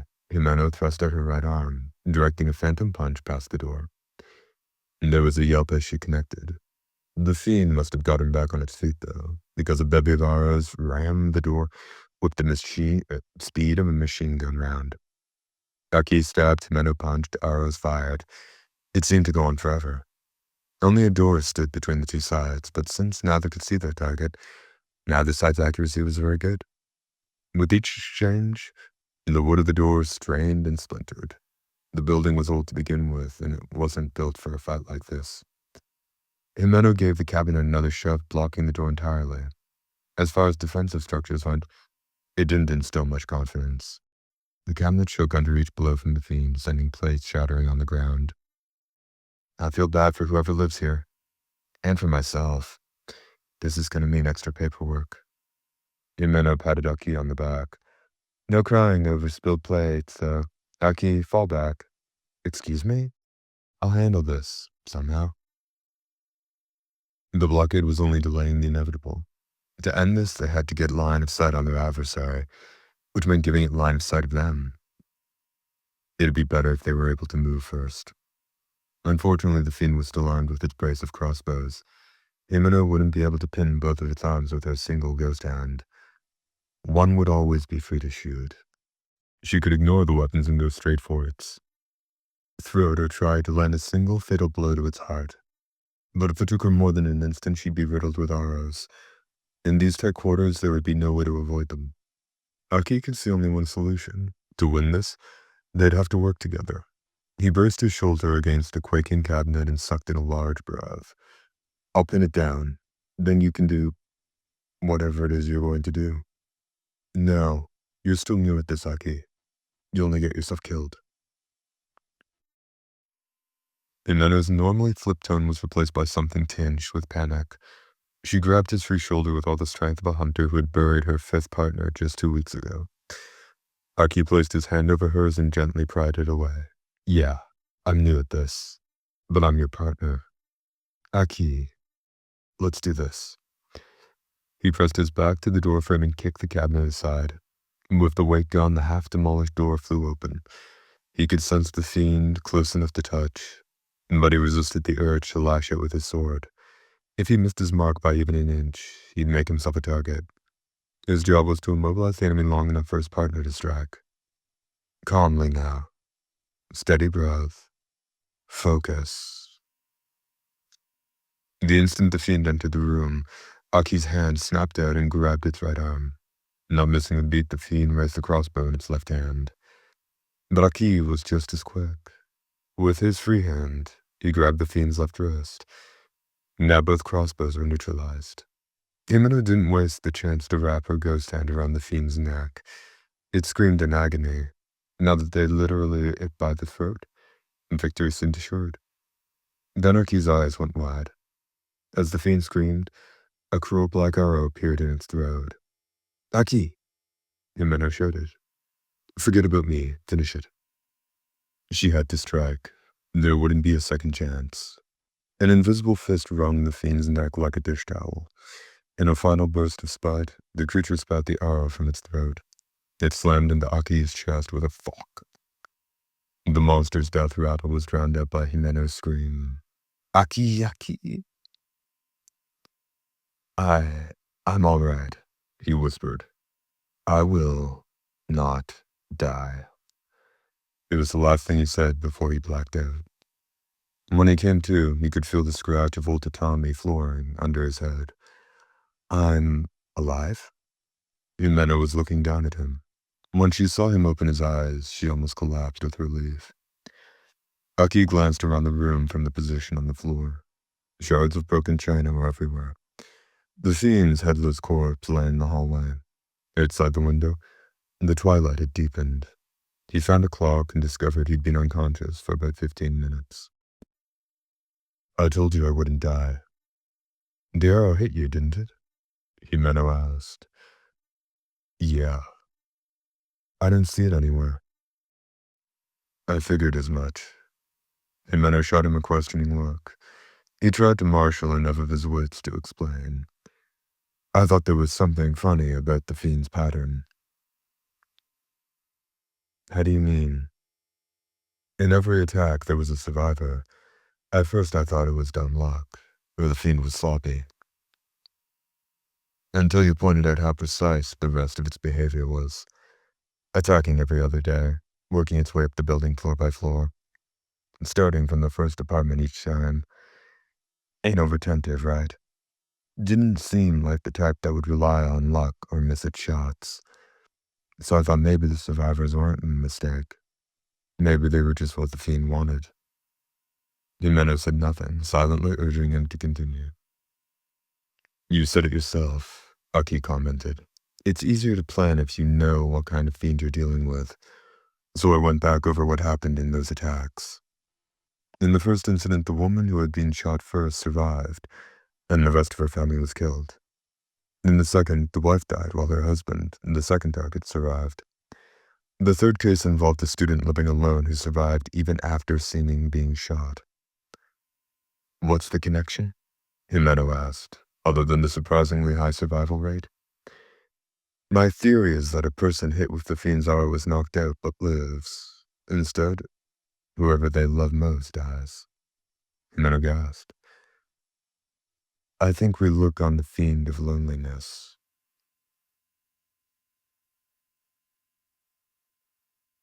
I think we took on the fiend of loneliness. Loneliness? My guess? A man died alone somewhere in this complex and was possessed by the loneliness devil. The fiend didn't want to kill people. He wanted to make people as desolate as it was. That's what happened, right?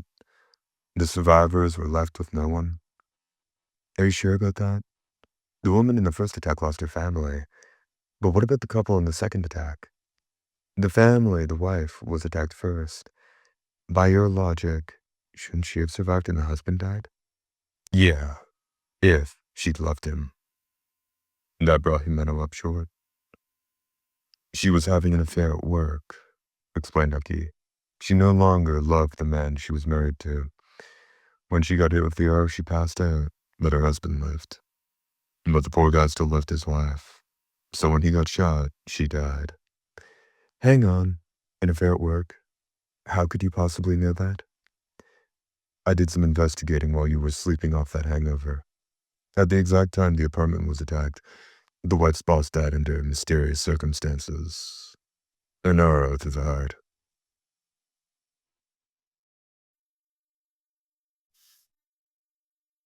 What about the third case then?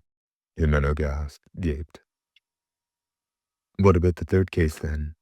Jimeno gaped. You remember how the guy got a phone call at the end of our interrogation? It really seemed to upset him. When you were down for the count, I looked into that too. Turns out his mother died. Same deal. She was a single mother. All he had. The phone call, Aki gathered, had been from a neighbor who discovered the mother's body. Jimeno blinked her eye once, then 3 times. You knew the person who gets shot doesn't die. Is that why you were willing to take the hit? Pretty much. He hadn't exactly been eager to go down for 15 minutes, but he'd been ready to throw himself in front of the arrow if necessary. You didn't tell me any of this. Pot, kettle. You wouldn't even tell me what we were here to do. Yeah, but Jimene's face contorted in exasperation. Still think I'm just cannon fodder. Jimeno gave him a long, hard look. Abruptly, something seemed to occur to her. Hang on here. I have to admit, I'm almost impressed. But that was reckless. You knew you'd survive, but the people who you cared about would die. How could you possibly do it knowing that? Believe me, it wasn't a problem. The hell it wasn't. What about your family, Aki? Friends? A girlfriend? Aki stood up, brushing the dirt off his suit. The sun in the western sky was red as blood, soaking the world in a throw-big, melancholy glow. A throbbing, melancholy glow. They named his brother after it. Tayo. It meant sun. But he was cut off from its warmth now, buried deep in the cold, hard ground.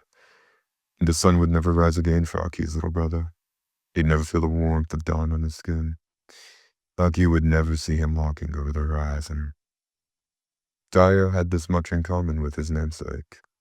He was utterly forever beyond Aki's grasp.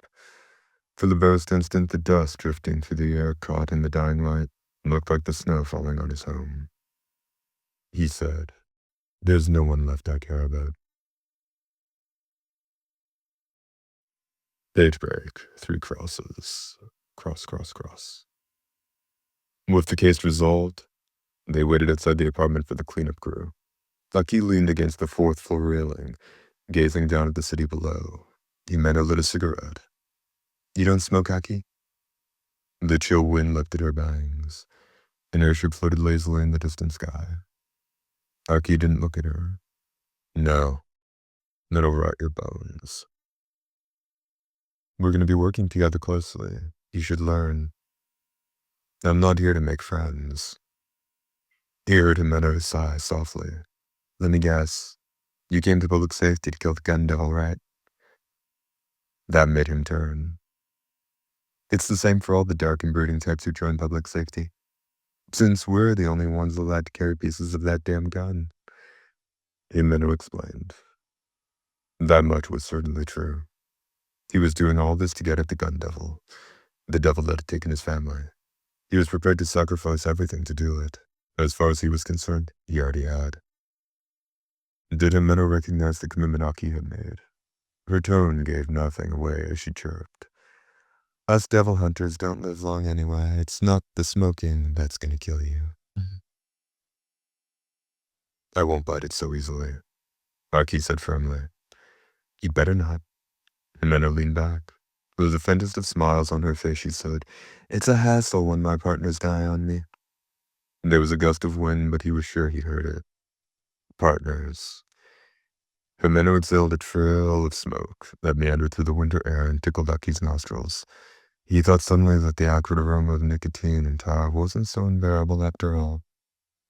"Page break, 3 small crosses." "Himeno," Aki murmured. The snow was still falling outside his hotel room in Hokkaido. He closed his eyes. To it as his departed partner's name crossed his lips. That had been his first case as a devil hunter. Not that much time had passed, so why did it feel like it had happened long ago? Because so much had changed, he decided. He'd started treating his partner with the respect due a senior officer, and even learned how to be halfway polite. Together they buried devil after devil, along with more of their colleagues than Aki wanted to remember. It wasn't just life around him that had changed, though. There was something else now. Aki gazed around the room. Denji and Power were still snoring boisterously. "Himeno," he said. "I don't think I could go up against the loneliness fiend now." He'd been prepared to give up everything to kill the gun devil. There'd be no sacrifice he wasn't willing to make. He'd had no one to care about. And now, here he was, worried about losing these two. After the loss of his family, he hadn't believed he'd ever find anything or anyone he wished to protect, anyone whose happiness mattered to him. The blanket shifted. Denji crawled out from under Power. "What's up with you? All lost in view?" "Oh, shut up." Denji sat across from him and looked out the window. "Can't see crap with all this snow." Aki was silent for a moment. Slowly he brought his can of beer to his lips. "Every year, when I went to visit my family graves, I'd remember nothing but bad things. It was depressing. But this time, you guys were such pests that I didn't have the time to get lost in bad memories." Denji gave him a blank look. "You're welcome?" The corner of the bleak, snow-clad sky was beginning to brighten. Morning was coming to Aki's frost-stricken home. 3 and 4. Enoshima, Island of Dreams. Denji was awakened by the noise of his own snoring. Motes of light danced at the edges of his vision. It took him a second to realize they were a product of the sunlight pouring through the windows. Houses whipped past, vanishing as soon as they appeared. A steady rhythm tickled his ears. Ka-chonk, ka-chonk, ka-chonk, ka-chonk. The sound of a train traveling along the rails. The gentle thrumming that came up through the seat was so relaxing. It was almost like he was still asleep. "What am I doing on a train?" he asked, yawning. The horned woman in the next seat rolled her eyes. "Get the sleep out of your brain, Denji." "Knock it off, Power," said the dark-haired man sitting across from her. "Knock it off, Power," said the dark-haired man sitting across from her. He turned to Denji. "This is why I told you to turn in early last night." It's all right, Hayakawa, said the last member of their party, a woman in navy blue across from Denji. When he looked at her, it was hard to think about much else. Denji was too excited about this trip to sleep. Isn't that right, Denji? Miss Makima, said Denji, almost jumping out of his seat. Oh, that's right, Enoshima. They finally came back to him. At long last, they were making good on their promise.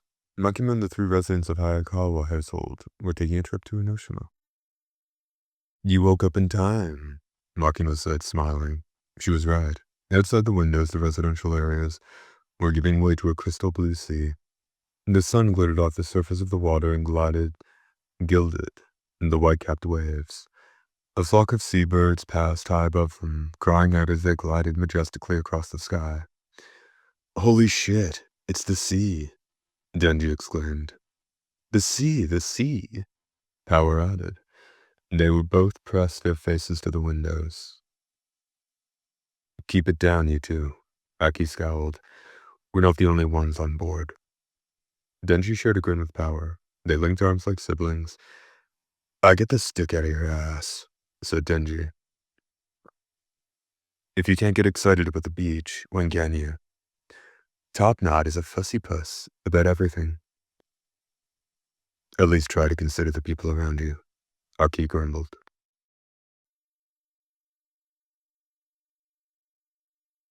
A picture of a train car, a room, 4 people in it, Denji, Power, Aki, Makima, and a large square window of the sea.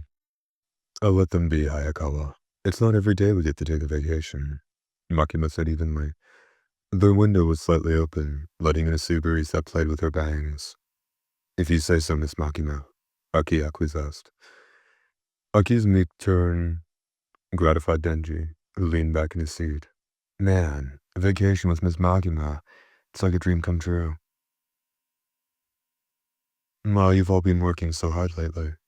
I'm only sorry we can't take more outings like this. Usually we have to stick close to the office, Makima said.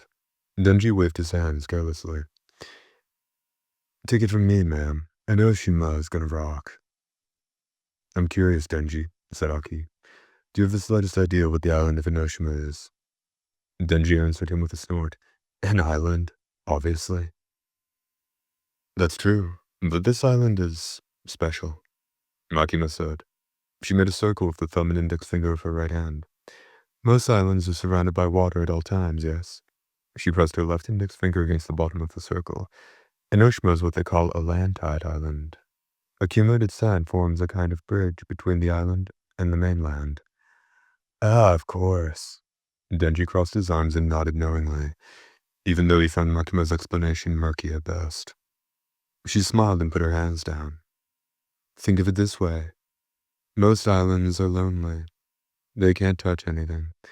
Enoshima is connected to the land, so it's not a lonely island. I guess that makes sense.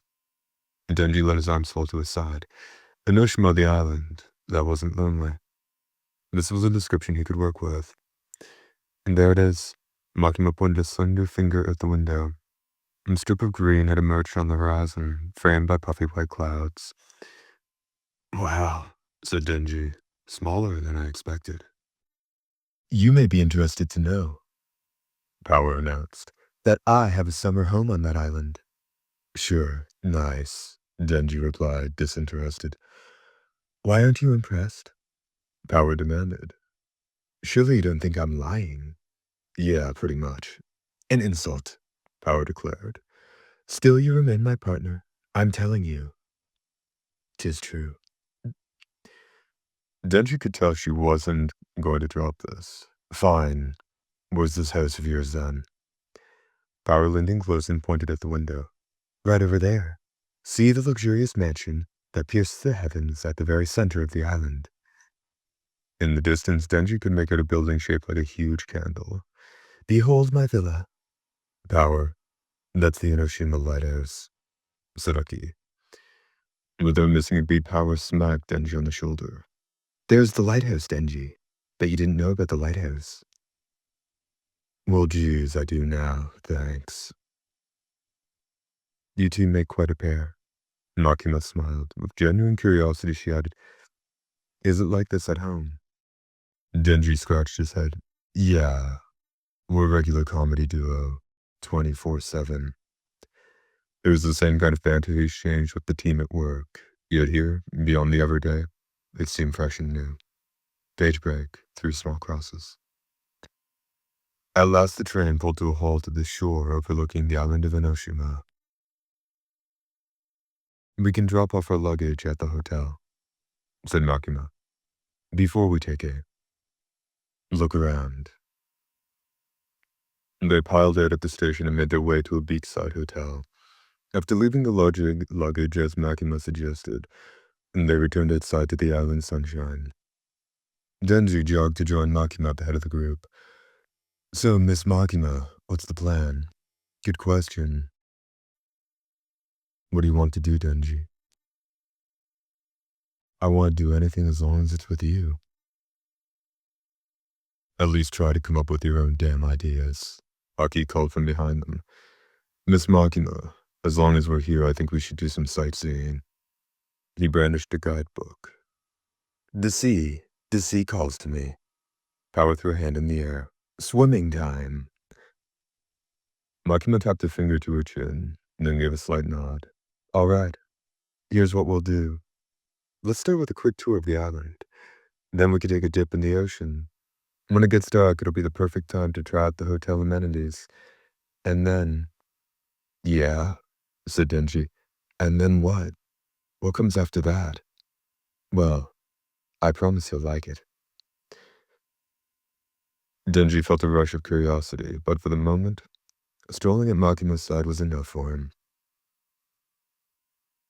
"Once we cross Benton Bridge, we'll be on Enoshima proper," Makima said, pointing to a bridge that stretched over a sandbar ahead of them. They were almost there. The island looked much bigger up close. The midsummer sun cast dark shadows on the paving stones. As bright as it was, the sea breeze cooled the heat. Denji listened to the waves wash in and recede again. It really was like the sea was calling to them. "Enoshima," said Denji, emotion overtaking him as he set foot on the island at last. They passed beneath a looming, familiar torii gate. Beyond the street burst on both sides with restaurants and souvenir shops. "Look, Top Knot," Power yelled from the back of the group. "Food! I wish to."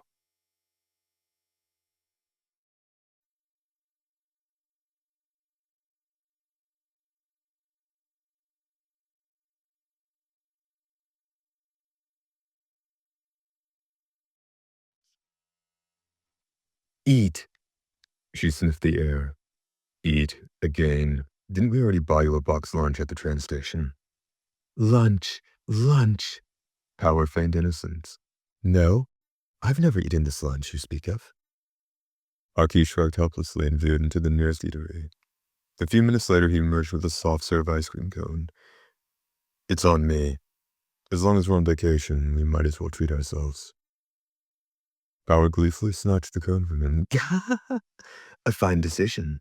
Wait, why is there fish on this?" Close inspection revealed that the dark ice cream was indeed topped with shreds of tiny white fish. "It's special, unique to Enoshima. Be glad you get to try a local delicacy." Ever so reluctantly, Power took a bite. "It tastes like the sea." She grimaced and looked a bit seasick. "Give me some of that, Power," said Denji. He grabbed the ice cream and took a huge bite off the top. "Holy crap, that's good." "Good?" Power said, disgusted. "I'm bewildered by the idea of putting fish on ice cream." "What's the problem? You get to eat ice cream, and you get to eat fish. Saves time." "Not a picky eater, are you?" Aki took the ice cream from Denji. He bit in and closed his eyes. After a moment he said, that's not half bad. The sweetness of the ice cream complements the saltiness of the fish. Better than you'd expect. And the textures go really well together." "You act grossed out, then you say it like it," said Denji. Make up your dang mind. Yes, Top Knot. Your dang mind needs making. I'm just expressing my opinions. Don't get your knickers in a knot, you two. Ahead, Makima chuckled. Nice to know the Hayakawa family is so close. Denji, Power, and Aki looked at each other. Aki rubbed his neck and sighed. I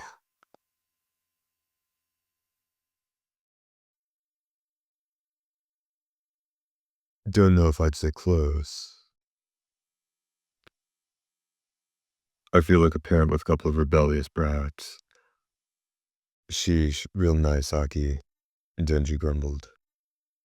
I dare say, it's we who are always looking after you, Top Knot. You should consider it an honor, Power said haughtily. Don't put on airs, Aki said. You're right, Hayakawa, said Makima. You do seem like their mom. Their mom? Aki stood stupefied. Denji and Power doubled over laughing. You're a mommy, Aki, Denji crowed. A mom with a top knot. Put down, shut up. I'll throw you both in the ocean. Mother Hayakawa hissed, as his two contrary children ran circles around him, dodging his blows. As something resembling calm finally descended on the group, they found themselves working their way down the shopping street of the bridge. Beyond, they could see a flight of stairs and another torii gate. That's a Noshima shrine abed, Makima said, leading them under the gate. Aki read from the guidebook as they walked, pointing at the shrine's 3 halls along with a smattering of historical anecdotes. For Denji, he went in one ear and out the other. All he knew was that the further they went, and the bigger the sea looked, and the better his mood got. When they reached the 3rd hall, Makima turned to Genji and Power. Have either of you paid respects at a shrine before? They both shook their heads. Nope, said Denji. I'm basically a deity, said Power with an air of superiority. You should be worshipping me. Let me show you what to do. Makima smiled and took a 5-yen coin from her wallet. She dropped it into an offering box. She bowed her head twice, clapped twice, and then bowed again, bringing her hands together in front of her with her eyes closed. That's how you send a wish to the deities. Laughed Power. I've never heard anything so stupid. You make your own wishes come true through sheer force. But that didn't stop her from darting forward excitedly to try it herself. She flung a coin, procured from Aki, into the offering box, and then gave 2 huge, dramatic claps. I wish for a Nobel Prize. And also, that all humans everywhere will die. And also that the monster known as Makima will vanish from this world. You're sure wishing up a storm for someone who thinks it's stupid, said Denji. Power froze, then turned with a cunning look on her face. You must have misheard, Denji. You must have misheard. Denji said the part about wanting you to vanish. Why would I say that? Denji disputed the slander. Don't worry, said Makima. For today, I'll pretend I didn't hear anything. We'll just enjoy our little vacation. Power breathed a sigh of relief. Aki cleared his throat. I guess I'll go next. He approached the shrine and offered his respects quietly. Yo, Aki, said Denji as Aki stepped away from the shrine. What do you wish for? I'll be keeping that to myself, thanks. I bet I can guess. It was like revenge or something, wasn't it? Denji prodded, as if he cared. That would be a better wish than the ones Power made. But I'm not going to bother the deities with that. I can get revenge on my own. What was it then? Denji wouldn't drop it. I don't have to tell you. Denji and Power glanced at each other, then ducked together for a whispered conversation. Sounds sketchy, said Denji. Do you think he wished for Hmm. Something, filthy. I don't think, I know. Topknot acts like a prude, but the animal lust rolls off him. That's enough out of both of you. Aki snapped. He looked at the ground and his voice suddenly became much quieter. I prayed that you both find happiness. That brought Denji and Power up short. They looked at each other again, then burst out laughing. What, like seriously? You pray for the dumbest things, Topknot. Damn it, I take it back. You two be nice to your mother. I'm not their mom, Miss Makima. As the brief furor subsided, Makima gave Denji a gentle push. One more to go. Your turn, Denji. Gee, okay. Denji approached the offering box and stood uncertainly, then clapped as he'd seen the others do. When he closed his eyes, he realized he had no idea what to pray for. The first thing he thought of was Pachita, but Makima had told him that Pachita was alive inside him. Somehow Denji felt it was wrong to ask for more than that. He was on his way to achieving the normal life he'd always wished for, and now he was on a beach vacation with Makima, the kind of trip he thought he could only take in his dreams.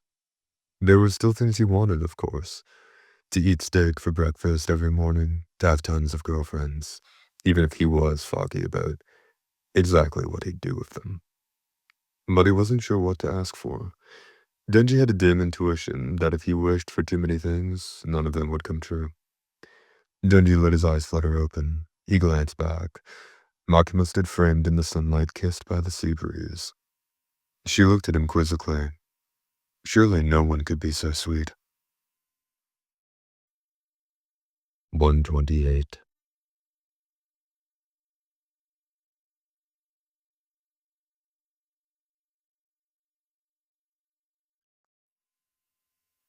It's gotta be Miss Makima, Denji thought.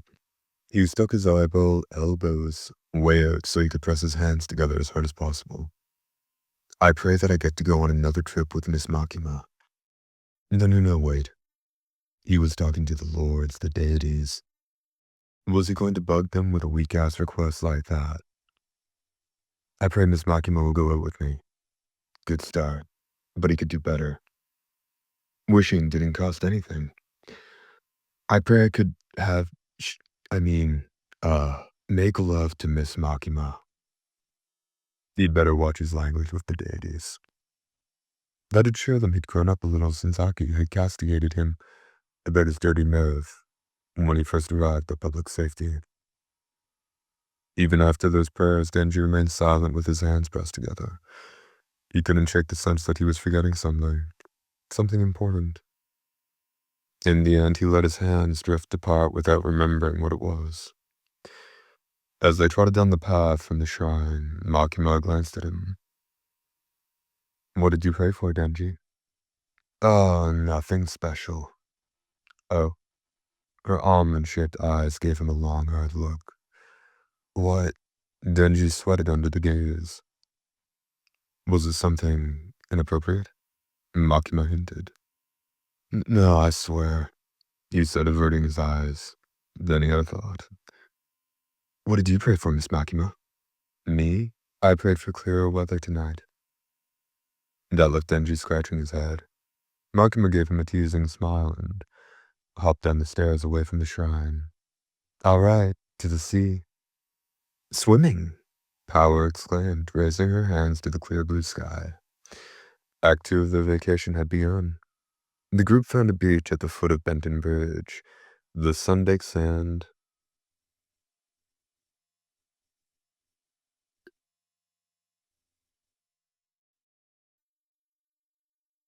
brought the heat of summer to the soles of their feet. Denji and Aki, wearing swim trunks, sat under a rented umbrella with their knees drawn up to their chests as they waited for Makima and Power to emerge from the changing area. Oh man, said Denji, barely able to hear himself over the pounding of his heart. I'm so stoked to see Miss Makima in a swimsuit. What do you think it'll look like? He squinted in the sun. After a pause, Aki shrugged. I wouldn't know. Well, duh, but it's fun to wonder. You think it'll be like a bikini? I bet it's black. Makima always looked so beautifully in her tailored black suits. It was hard to picture her in another color. You shouldn't be picturing your superiors in swimsuits, Aki admonished. Oh, what's wrong with it? Just 'cause you don't have any imagination. Denji flopped down on the sand, sulking. Aki gave a long sigh. He muttered, "It wouldn't be black. Miss Makima would wear white." You think? Denji's head whipped up. When he'd first moved in with Aki, he thought the older hunter was a nagging pain in the ass. Now, he was starting to discover maybe he wasn't such a bad guy. Aki gazed over the horizon. Hey, Denji. Yeah. I used to take you for nothing but a cheap street punk. But you're starting to learn how to listen to people, aren't you? At least, a little.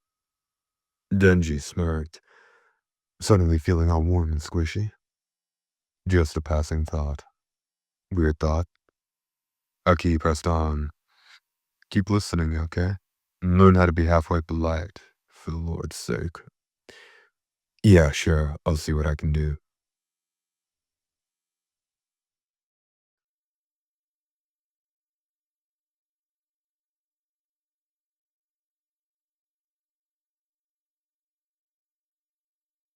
Aki really did sound like a mom, or at least what Denji imagined a mom would sound like. Aki's gaze shifted back to Denji. He looked oddly serene. I know you can do it. Thanks. Denji frowned, not sure what to make of the unexpected encouragement, when a voice called from behind them. Sorry to keep you waiting. Makima. She's back. Denji exclaimed, jumping to his feet. He sank down just as quickly. Oh, Miss Makima, you're not wearing a swimsuit. Makima wore a wide-brimmed straw hat and a sundress the color of the sea, the same outfit she'd had on before. The only alteration to her ensemble was the book in her hand. Of course not, she said. I wasn't planning to swim. I didn't even bring a swimsuit. I just went to grab a book I could read. Ah, Denji said dejectedly. Greetings, humans. Feast your eyes on power. With that, Power leapt into view, clad in a two-piece black swimsuit. Denji stared. A black bikini. Power put her hands on her hips, puffed out her chest, and laughed proudly. Yeah. Do you not feel blessed to have seen me this way? You owe me gratitude for the rest of your miserable lives. You dropped a boob, Denji said, listlessly pointing at Power's feet. A chest pad was lying there. As usual, she was stuffing her top. No. How could this happen? The humiliation. Power clutched her uneven chest. Her wail could be heard across the sandy beach. Later, Denji and Power rented an inflatable raft and paddled it to sea. They made their way along the cerulean surface, the little oar cutting through the wave crests. Gah! Power cackled. Go, Denji, paddle, drive us forward. She was in even higher spirits than usual. Sitting behind her, Denji poked unenthusiastically at the water. Damn it. I thought I was going to see Miss Makima in a swimsuit. Are you still griping about that? Power complained. I don't even know what you see in that witch. Hey, she's... Denji began hotly, but he found himself at a loss for words. What do I see in her? He asked himself. Who cares? Power turned to him with an uncharacteristically serious expression. Denji, I've just had a genius idea. What's that? We run away, here, now, in this boat. Excuse me. We're on the sea, and Makima's on the land. She pointed at the beach, where Makima sat in the shade of the umbrella, focused on her book. She's not paying any attention to us. We can float happily along, and just keep going until we float all the way to another country. Not even Makima can walk on water. She'll never catch us. I think she could still come after us. Denji was not sold on the idea whatsoever. Don't forget, Denji. Power's voice dropped. Makima doesn't have a swimsuit. Oh. As I said, genius. Power crowed. Only the greatest mind in the world could conceive of such a plot. Finally, I'll be free and clear. Power jumped to her feet, seized by her own brilliance. Denji grabbed the side of the boat as it rocked backward and forth. "Hey, you're gonna capsize us," he said. "Now, I command you, paddle, Denji. Foreign lands lie almost at our fingertips." "How far away is the next country exactly?" Power faltered. I'm not sure. 500 meters? Yeah, I don't think it's that close." Even Denji had to roll his eyes in exasperation. 600 then. You think? Are you sure we can do this? I'm surer than sure. In my whole entire life, I've never told one single lie. That's a lie right there. Power had been a compulsive liar for as long as Denji had known her, but other things had changed. When they'd first become partners, Denji had been convinced they'd never get along. Living together, though, had brought them into a strange kind of harmony. He lay on his back, listening to the waves lap at the edge of the boat. "I don't think there's any running from this. Besides, I'm pretty happy right now." Power looked down at him. "What?" "Power, are you—" Power abruptly plopped down on Denji's stomach and pinched his cheeks. "The hell, that hurts. Dummy, stupid dumb dummy, moron, and fool. You give up at the drop of a hat." Denji winced. "Easy for you to say. If you don't have the guts, I'll run away by myself. I'll go to foreign lands without you." Power. Stay here and pine after Makima's non-existent bathing suit. I wouldn't take you now if you begged me." "Power, you're talking crazy." "But Denji, if one day you should discover my absence is tearing you up inside, then come and find me. I promise I shall be waiting for you." Denji lay there for a moment with Power gripping his cheeks. He nodded. "Yeah, okay, I hear you." The breeze gliding across the ocean kissed his damp skin. Power smiled gently, then pressed her forehead to his. "Worry not, Denji. I know you can do it, if anyone can. For are you not my partner?" Power.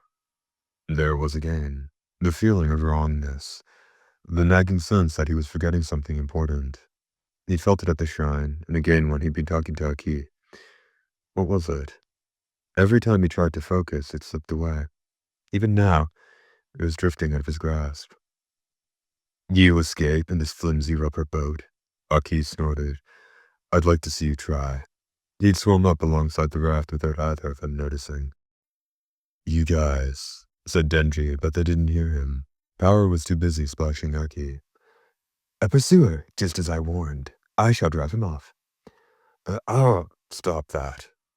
Aki screwed up his face against a point-blank barrage. "Look at Top Dog cry. Victory is mine." "I'm not crying, you jerk. You got seawater in my eyes." Aki rubbed his face furiously. As Denji watched, an image drifted into his head. Aki weeping at the hospital over his partner Himena's death. That moment had made Denji realize he had no desire to cry himself. He'd started to worry that he'd lost more than his physical heart when he merged with Pochita. Maybe something of his humanity was gone too. He let his gaze settle on Power, who was still flinging water at Aki as fast as she could. What about now? If Power died, would Denji cry? Could he cry? He looked at Aki. He was resisting Power as best he could. If Aki died, would he cry then? Finally he sat up in the raft and looked back at the shore. Makina was still sitting under the umbrella with her book. She glanced up and gave a little wave. If Makima died, would he? Yeah. Denji exclaimed as seawater doused him from overhead. He wiped his face. Pao and Aki were both grinning at him.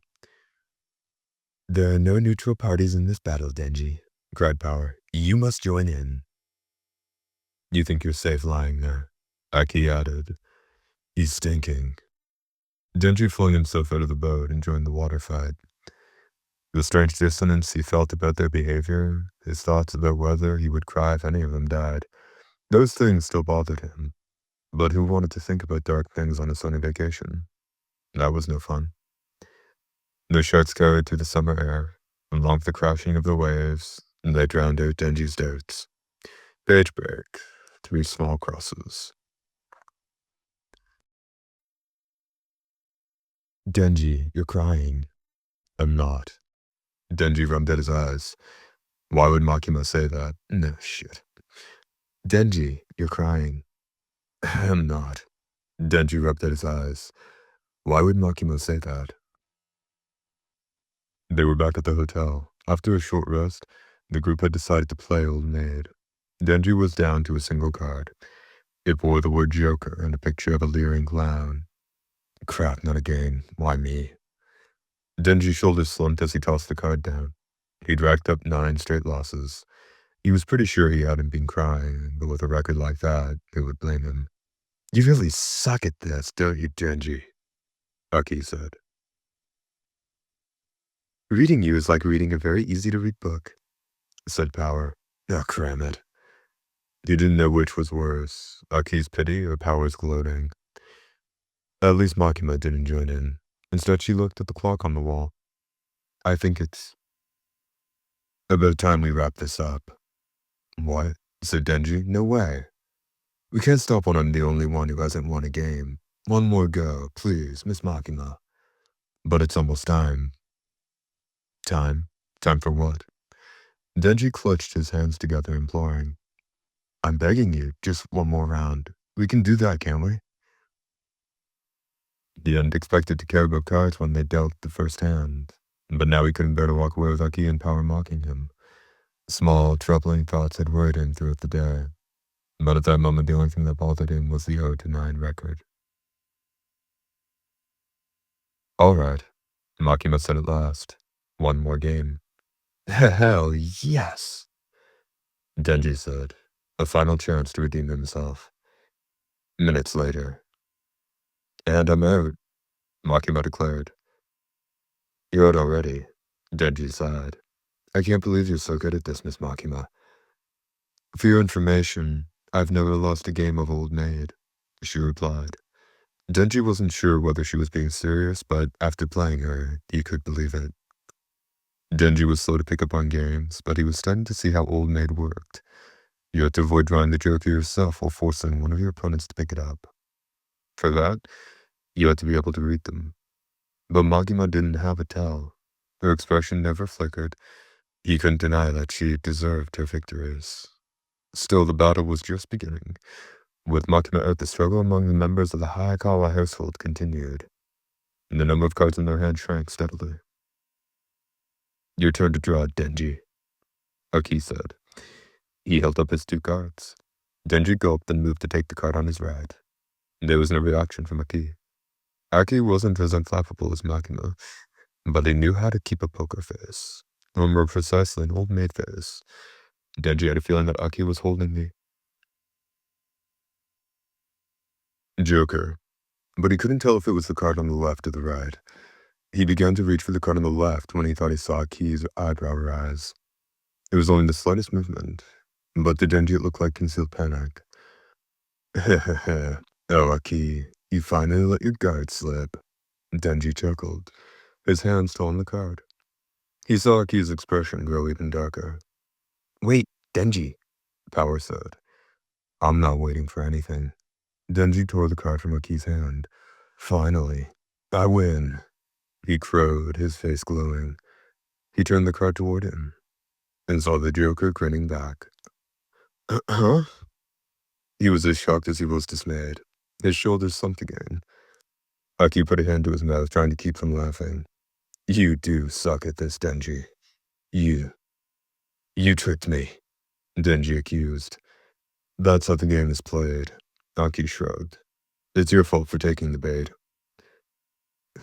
Damn it, Denji swore. This isn't over. I haven't lost yet. Aki put down his last card, leaving Power and Denji to battle it out in single combat. Denji had 2 cards, including the Joker. Power was down to her last one. If she left him with the Joker, he'd be the loser yet again.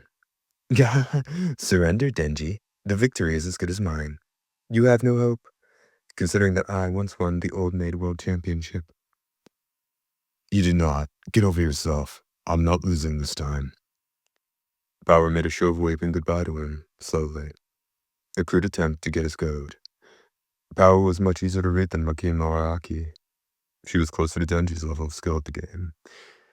Denji was convinced that her superior record came down to nothing more than dumb luck, which was exactly why he refused to let her win again. "What are you playing at, Denji?" Power asked. "Hey, if I'm so easy to read, go ahead, read me." He shut his eyes tight.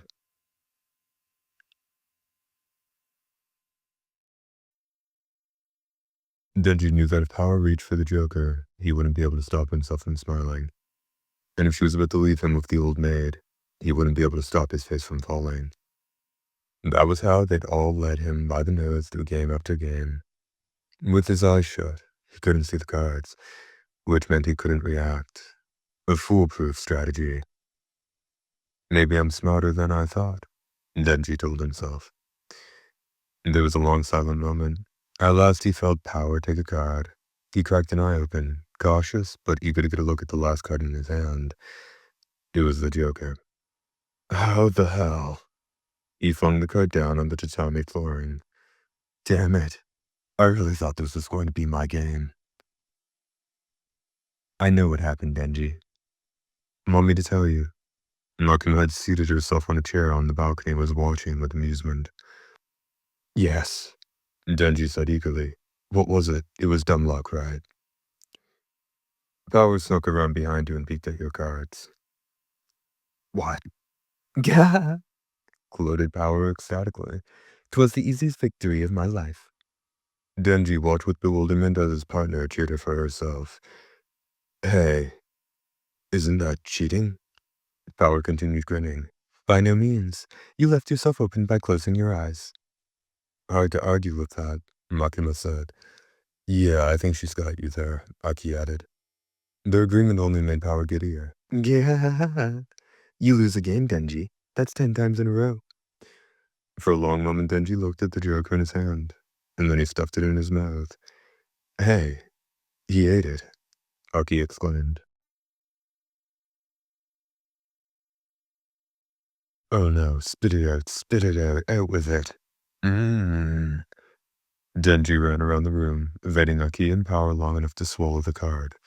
By the time they managed to grab him, he simply stuck at his tongue. Now you see it, now you don't. With no old maid, there's no loss. Aki and Power looked at each other. They both shrugged. I never do know what you'll do next, Denji, Aki said. You remain an idiot, however, Power added. Ugh. Denji had expected more of an argument, and the lack of a reaction took the wind out of his sails. And the other two let go of his arms. With that tenacity, said Aki, maybe you have a chance of beating Miss Makima next time.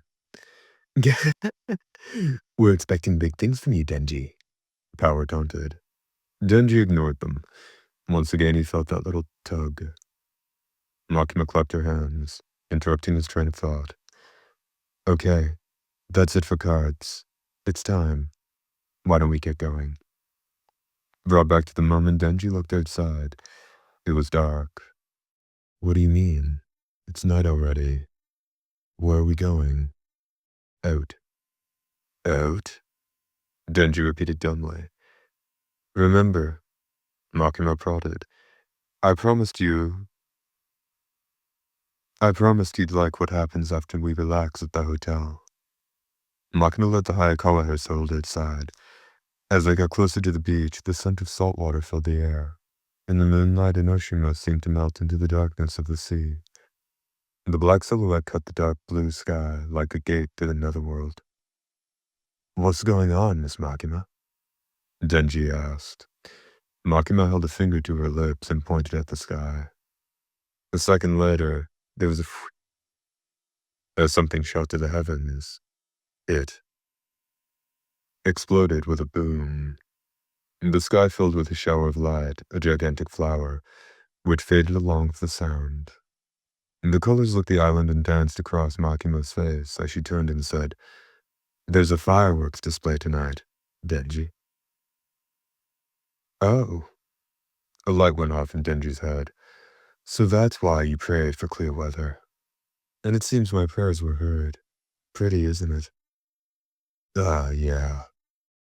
Denji didn't know exactly what he'd been expecting, but he couldn't shake a sense of disappointment. The fireworks were pretty alright, but they didn't fill his belly or get his blood pumping. He wasn't bored, but he wasn't exactly excited either. Personally, he would have preferred to get some dinner or take a bath. Aki and Power, on the other hand, seemed transfixed by the show. Denji stood beside Makima, and each time the fireworks went off, their light gave him a glimpse of the beauty of her face. Eh, it's alright, I guess. Denji folded his arms and watched the quintessential summer spectacle. Some of the fireworks looked like chrysanthemums or peonies from brocade fabric. Others scattered glittering petals in every direction. Then there were the novelty ones that made star shapes or silly faces.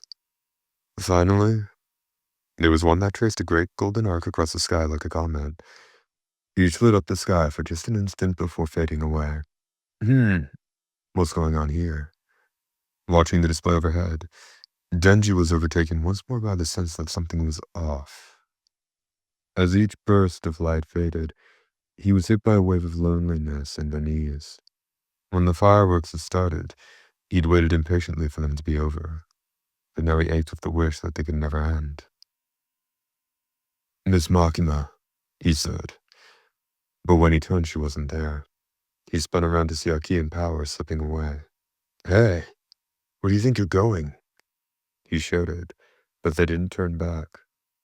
He tried to follow them, but his body felt like lead. The thick air twisted itself around his limbs, fighting his every step.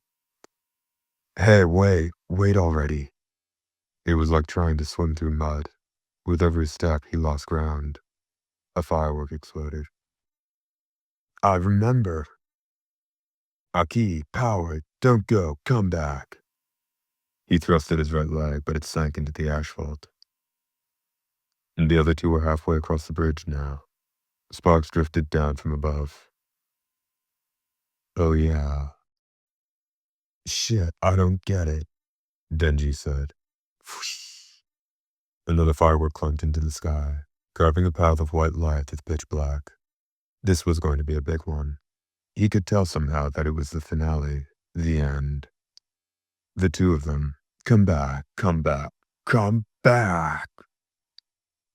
Denji reached out as if he could pluck them from the night. They were almost gone. Abruptly, the crown released his feet. He tumbled forward. The two of them are already. Damn it, no. It can't end. He clenched his fists. He gritted his teeth. He glared daggers at the sky. The last firework detonated. It felt as if it was going off in his gut. The sound threatened to tear the night apart. The biggest flower of all bloomed directly overhead, obliterating the darkness with a blinding light. "This can't be the end. It can't be over. This can't be it." He was shouting at the top of his lungs, his face crumpling. He tried to out-howl the explosion, but his voice was barely a whisper against the thunder. In the skies, the flower shed its petals into the inertia night, then dwindled back to darkness. In the last glow before it faded, Denji had a sense that Aki and Power turned to look at him from the far side of the bridge. But that was all it was. Just a sense. Page break indicated 3 small crosses.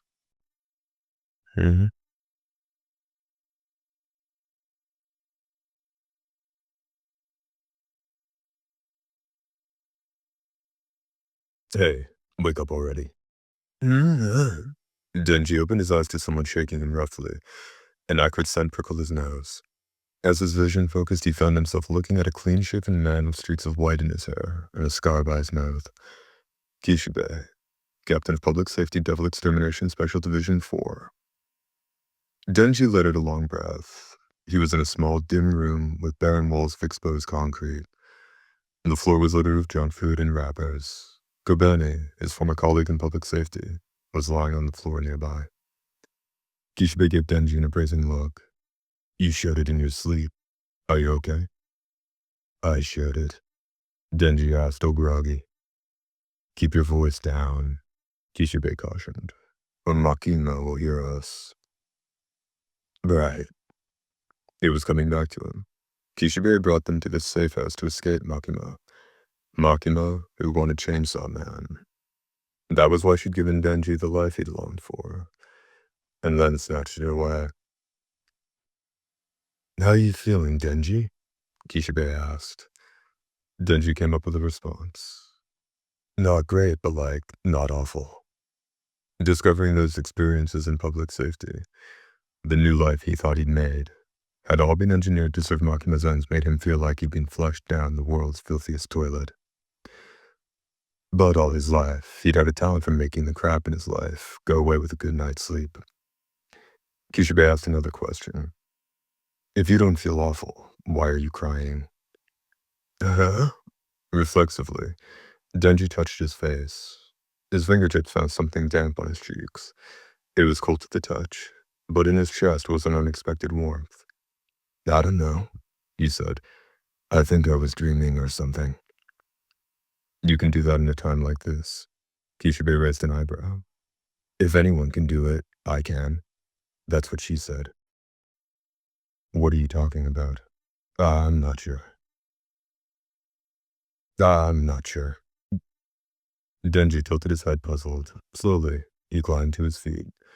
He touched her chest to make sure his heart was beating, then flashed Kishibe a peace sign.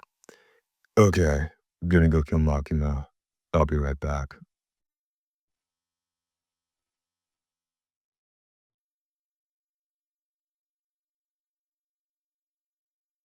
Chainsawman, Buddy Stories. Concept by Tatsuki Fujimoto. Novel by Sakaku Hishikawa. End.